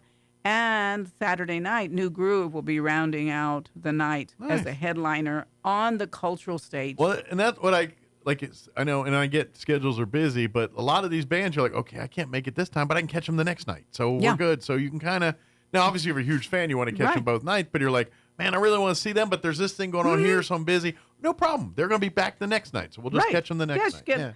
Or if you start listening and you're going, I thought I liked this, but I think I'd rather hear something else. Just go across town and go find out. Or by the way, you catch them the first night, and you're like, they blew me away. I got to go see what they do tomorrow night. I got to come back and hear them tomorrow night. I imagine their set lists are going to be a little different each night. As they, usually bands when they got multiple nights, they don't do the same concert each night. They'll probably, the hits, like it's songs that they really they'll play, but they'll get deeper cuts. They'll get on all kinds of stuff, covers that you never thought of, and all kinds of stuff. So don't forget, starting on Thursday, some of these people will already have our street activities going. And by that meaning, we are going to have the food trucks up. We are going to have the vendors up, but we're also going to have the street people that are what we call Main Street activities. So we are going to have Robotron. And if you guys don't remember who Robotron is, they're the stilt walkers that light up at night, and they dance around. Kind of like Transformers, but very tall. They're very much like Transformers. And so this is all free on the Main Street drag. So Baby Yoda will be out there. We're also going to have Charlie the Clown. So Charlie the Clown also kind of does the same thing. He dances, he changes costumes, he juggles, he makes jokes, he does all and he's coming from Las Vegas, not New Mexico, Nevada. Okay. He's coming from the real Vegas. Okay. And so of course we'll have the phone parties. We have not only just the alien car that Galacticon is bringing. They're on that vehicle is en route as we speak. That's right. So yeah. And so we also have that'll be sitting right in front of the 200 block of Main Street on the east side. Will be Ghostbuster cars. Oh, cool. Possibly 2 Ghostbuster cars. Okay. With Ghostbusters with a whole get up, walking up and down the street. With the proton packs and the whole deal there. And and then we have the Drew. They're ready to believe you, bud. That's right. 501 First Dewback Ridge Garrison will be there, which is the Star Wars Stormtroopers. Yes. The Stormtroopers. And I heard you talking about them the other day, and we talked about it. But you know what? These guys are very authentic. They are. They could walk onto any movie stage. If George Lucas called them up and said, "Hey, we need you for a new Star Wars movie," they're ready. Right. Yeah. And then we have this other robot that's coming again from California. He's called Glitch the Robot. Okay. And his owner or his creator created him. Yeah. And he's very proud of him. And so he will be running around the streets probably on Saturday. Okay. So it's a great time to for interact with these guys. picture opportunities. I know that Todd, the Hobbit, he's going to be in costume part of this. Well, I can't remember his character. There's one way to keep him from. How do you say that? Mandalorian. Yeah, he's the man. Is he the Mandalorian? Mandalorian. Yeah, okay. Yes. So I will tell you, there's one way to keep Todd from winning these things is put him in charge of it. So that's what we did. Yeah, we decided enough of that. I'm going to give you something to do. Everyone's got a chance this year because Todd's running it. He's not. And he can't vote for himself. So, but that costume contest again, 12 to 2:30 on Saturday. Be there early. Let's see. We do have our first annual Street Invasion car show over on the 200 block of Main Street. There has been a little change of location for the Mike and Ike cornhole competition. It's going to be in the parking lot of Advance Motor. Okay. Okay. That's at 125 South Main. Gotcha. And I understand. Just down the street there a little bit. I understand from Wesley that just like anything around Roswell, we're the land of mañana. So a lot of people wait to sign up late. But go out there and sign up. I know he's going to give out. He'd appreciate it. Yeah, he's got prizes he's going to give out. And you can still walk to it from the main UFO, even though it's like a block or south of it. Sure, you can still walk. You want to be able to see everything. Yeah, it's right there. In front of the in front of the UFO museum, we have some really great food trucks there. We have kettle corn. We have what do you call it? Snow cones. Yeah. And in that block is where you can get your real tattoo made. Okay. That's where the 40-foot traveling, fully authorized tattoo place will be. Okay. You know, last year they had people there lined up all the way past closing, and I allowed them to stay open because there was people lined up. They're just trying to meet the demand of the customers. Yeah, just trying to meet their demand. So if you're looking for a new tattoo that you'd like to have, come on down to the Main Street area. Go next, right past the UFO Museum. They'll be right in front of the UFO Museum parking lot, kind of on that south side of it. And of course, we talked about the parade. That'll start again probably around 8:30 because we also are waiting for it to get dark enough. Yeah. But if you want to be in the parade, it doesn't cost anything. You still got time to sign up. You're running out of time. Yeah, and you can always pick up a form at the Main Street tent. We'd rather you guys just do it early so we can start lining you guys up. Well, they've got a plan. Yeah, that's the thing is when you get a bunch of parade entries, it's a long line of vehicles and things. Right. So we need to stage that. We need to have the right order. Right. And so when you come in late, hours before the event, you get put in the very back, and you mess up the flow there. So that's once this thing's established, and so they wait till the last possible minute to try to create this lineup, just so we can get so we can allow you as much time as possible to sign up. But once we hit the deadline, it's a hard pass on them. And you know what? Todd is working on both the Hobbit. He is working on both the costume contest, and on the parade entries. Yeah. So we do have judges. There will be prizes. There will be trophies. There will be cash prizes, of course. And in the entry form, I believe, like for the parade, it's telling you what they're voting on. Like if you're wanting to get an award, this is the criteria you got to meet to do that. That's right. Yeah. And so, I mean, that's a good idea for you to get it. It's also on the website, ufofestival.com. And the miniature is right over here. They're on Richardson Avenue. Yeah. They're going to do a Trek Star installation. It says, view a community-created recycled materials, unknown species, spaceship deck. Oh, cool. I mean, it's a mouthful, but I know Nancy and those people over there have been working hard on it. So think of like the deck of the Starship Enterprise, but their version of something but like with that. recycled material. But with recycled materials and everything. And I went in there to see what she was working on. Those guys are very creative, so that's going to be cool. really fun. And if you've never been in that museum, then go, because there's so much cool stuff in that miniatures museum. Think of like Ripley's Believe It or Not, but more eclectic. Yeah, if that makes sense. I mean, I couldn't believe some of the stuff, but it's very intriguing to see the little teeny miniature things that they have everywhere. And it's all in like if you know and love the Anderson Museum, it's the same people that have put together the miniatures museum as well too. So it's got that same quality, that same what we know the Anderson Museum for. The miniatures museum has that exact same vibe. So let me tell you what else that we're doing. Mike, life wasn't complicated enough for me. We went ahead and decided at the last minute because we weren't going to do it, but by popular demand, we decided to go ahead and have the scavenger hunt this year. Cool. So, man, I forgot to bring it, but I'll bring you one, Mike. This year we are doing a bingo scavenger hunt. So instead of a passport, you get a bingo card. You get a bingo card. All right, okay. Cool. And you have to make a bingo. You know what I'm saying? How you do a bingo crossway. A traditional one with a line. Traditional ones. Well, I know they got the different blackout and all. I know when you get to the bingo weeds here, but the normal bingo, if a diagonal up, down, diagonal, left, right, up and that's down. what you get. Yeah. And the little middle one that's normally the free one, that will ask you to do a survey for us. You got to work for that. It's not free. Just do the survey and then run through town. But this year we're going to do the green duck scavenger, the green UFO duck. Okay. So we do have a collector item. Ooh. It's a green duck. And so you go into every location where the sheet asks you I don't know to. if you realize it now, but you've now crossed into other genre of people. The Jeep people. That's true. Jeep people are duck people. They exchange ducks. All I'm saying is Jeep people that are into ducks, the green duck might be quite a coveted thing to have. And we are selling them at the UFO tent. However, if you do the scavenger hunt, what you're going to be looking for is that green duck that says Roswell UFO 2025. Nice. And then they'll stamp it when you find it.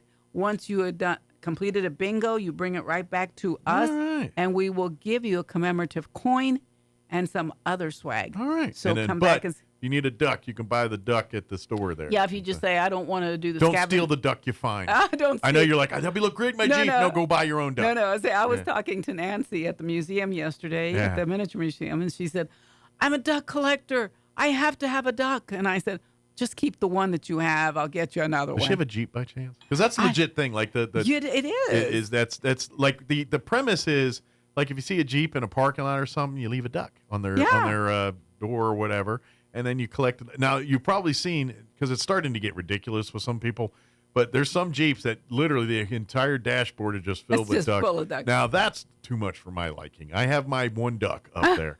But, well, you see me, my husband and I do have a Jeep. Right. And in the summertime, he takes all the doors off and takes everything off. I got of it, one, yeah. And he brings in, that was my first duck. He brings into the house and says, look what was sitting on the seat of my Jeep. Yeah. And it was a duck. And I was like, well, I think he's awful cute. I'm going to keep him. And that's kind of how it works. Yeah. Now, that being said, I have 4 or 5 ducks under the seat of my Jeep. If I need to duck someone, I've got several ducks. Just in case, a backup duck. Yeah, if I see a Jeep or something, I want to duck them, I got some ducks in there to duck them with. So, come by and get them and pass them out. Something really funny that one of my board members was telling me that her sister or somebody was gone, and before she got back home, they bought a bunch of ducks. Her family did. And they ducked her whole house. Oh, wow. She's still finding ducks in drawers. That's ducking nuts. That's a good one. Yeah. But look at it that way. That may be really, really fun. So, and we do have some new stainless steel water bottles this year that will have the UFO logo on them. So there's some good swag. Some new T-shirts this year that you're going to want to have. So come by and see us at the UFO Museum, at the UFO Festival. Yes. The main stage, the Main Street tent will be the blue one that says UFO Festival on it. You can't miss it. It's right. blue. And that's where you can get your bingo cards. If you have any questions about anything. Information, sign-in place for the vendors. All of that is right there. So it's going to be so much fun. And, don't forget, I did see the guys this morning. They're working on that Walk of Fame ceremony. Oh. That's going to happen on Friday morning at 9 a.m. Okay. They're going to be celebrating Glenn Dennis. He's the mortician who was involved with the 1947 Roswell incident. Okay. So that's who's going to be honored this year. Okay. And there will be someone was asking me if I knew Glenn Dennis, and I didn't ring a bell, but now I know what that is. Okay. I don't know him, but it's on my grandson's mom's side of the family. Okay. Way back when are the Glenns. Okay. And so, I heard about his name. Now, before. are they related to the Glenn's Furniture Glenn's? I don't think so. Okay. I don't think so, but it could be. I don't know. But either way, it'll be, their last name is Dennis. Not Glenn. I got you, not Glenn. Yeah, when you said the Glenn's, it threw me off. It's Glenn. Glenn Dennis. Dennis. It's the Dennis family somewhere. Maybe he was once a Glenn, and they said, no. Nope. You can only have to keep the first name and then go. I'm just kidding. So it's going to be a lot of fun, you guys. Of course, the UFO Museum has all of the really serious stuff that you guys need seriously to hear. I had a great interview with Don Schmidt yesterday talking about all that. Please go back and check that out if you want to. All the fun stuff, please do that. But please go into that museum. Talk to some of these panel folks. I'm telling you, I don't care what level you are, whether you believe everything or a complete skeptic. Yeah, your opinions will change when you go in there. What I think is funny is that many of the people that call from outside of Roswell, or even just people from Roswell, they'll say, "Do you really believe that stuff?" And I said, "Well, I think if you don't believe, maybe you need to go listen to these guys." And like you said, you've got that Don Schmidt, you have Tom Reed, you have Travis Walton, which Travis Walton is very well known as well. Go look up the movie Fire in the Sky. Yes. It came out in the 90s. I'm pretty sure on Tubi or one of these things they probably have it. Go watch it. And you'll learn more about Travis Walton and what happened. Right. It's hard. We can't believe that we're the only ones here, and sometimes things happen, and we just happen to live in a place with lots of skies, so people see a lot of stuff that maybe they don't see in New York or places that are populated with lots of lights. Yeah. So, go check them out. Absolutely. Check out the UFO. It's the International UFO Museum and Research Center. It's right there on Main Street. So it's at 114 North Main Street. It'll be right across from Galacticon if you know where that is. Because they're right across the street from each other. Across the street. Now the museum is not going away or anything. But that if you want, the running joke I've been saying about Galacticon all week is it's right across from the UFO Museum. Well, if you want to know where the UFO Museum is, it's right across from Galacticon. That's right. It's all right there. So I think I've covered everything, Mike. All I can say is you guys come out and off the radio. So. Yeah, come out and join us. It's going to be a lot of fun. UFOfestival.com has got everything you need. That's going to be the most up to date. Don't forget, the Daily Record will have the Vision supplement. That'll show up in tomorrow's paper. Yes. You can get a copy of that there. And then, of course, like you said, Downtown will have that thing. They'll have some paper ones, but there will be some changes with the concert lineups and all that. So the UFOfestival.com one's probably going to be the most accurate of the bunch. So. If not, Main Street Roswell will be posting the latest and greatest one as well on our Facebook. Perfect. So you can look there if you think you don't know for sure, okay? Yep. Just do me a favor. Please don't call me. Try to look online first. Yeah, because, the answers are probably there. My phone is ringing off the hook Barbara right now. is about 24 hours away from it being officially chicken with your head cut off. Where she's just running around like crazy for the next 3 days. She's got about 24-hour rest before that starts. Yes. And then it's on like donkey. It's funny. So. People say, when I get there, Barbara, I'd love to meet you. Where do I find you? And it's like, I don't know. You'll be the woman with her hair on fire between Fifth Street and. I will be wearing a yellow T-shirt. I can tell you that much. So the staff of Main Street. I was going to say, but there's a lot of other people in yellow T-shirts, so that might not be the most helpful clue. That may not be the best way to find me, but I'll probably be in a a golf cart sometimes.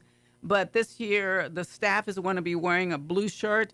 The volunteers are wearing orange, and I will be wearing yellow. I wanted to put. Oh, I got you. So it's like Star Trek. The commanders in red, the engineer guys in yellow, the science people in blue, kind of like that. That makes sense. I wanted to put some fancy name on the back of it, and I thought maybe I should put anonymous back there instead. But either way, that way. But at least when they say the lady over there in yellow, that's who you need to talk to. There you go. Okay. She's the woman in yellow. Woman in yellow, not red. Get some rest. Thank you. Thank you for everything. And, thank you, Mike. And hopefully next time I see you, you're going to be chipper and good and all that. Chipper? I'm not sure I can be more chipper. Maybe I need a coffee. Yeah. Maybe I need coffee. But I'll see you probably again on Friday. Perfect. All right. Perfect. Thank you, everyone. Thank you. See you later. All right. It's 10 o'clock. That's going to do it for us. You're listening to 106.5 Roswell.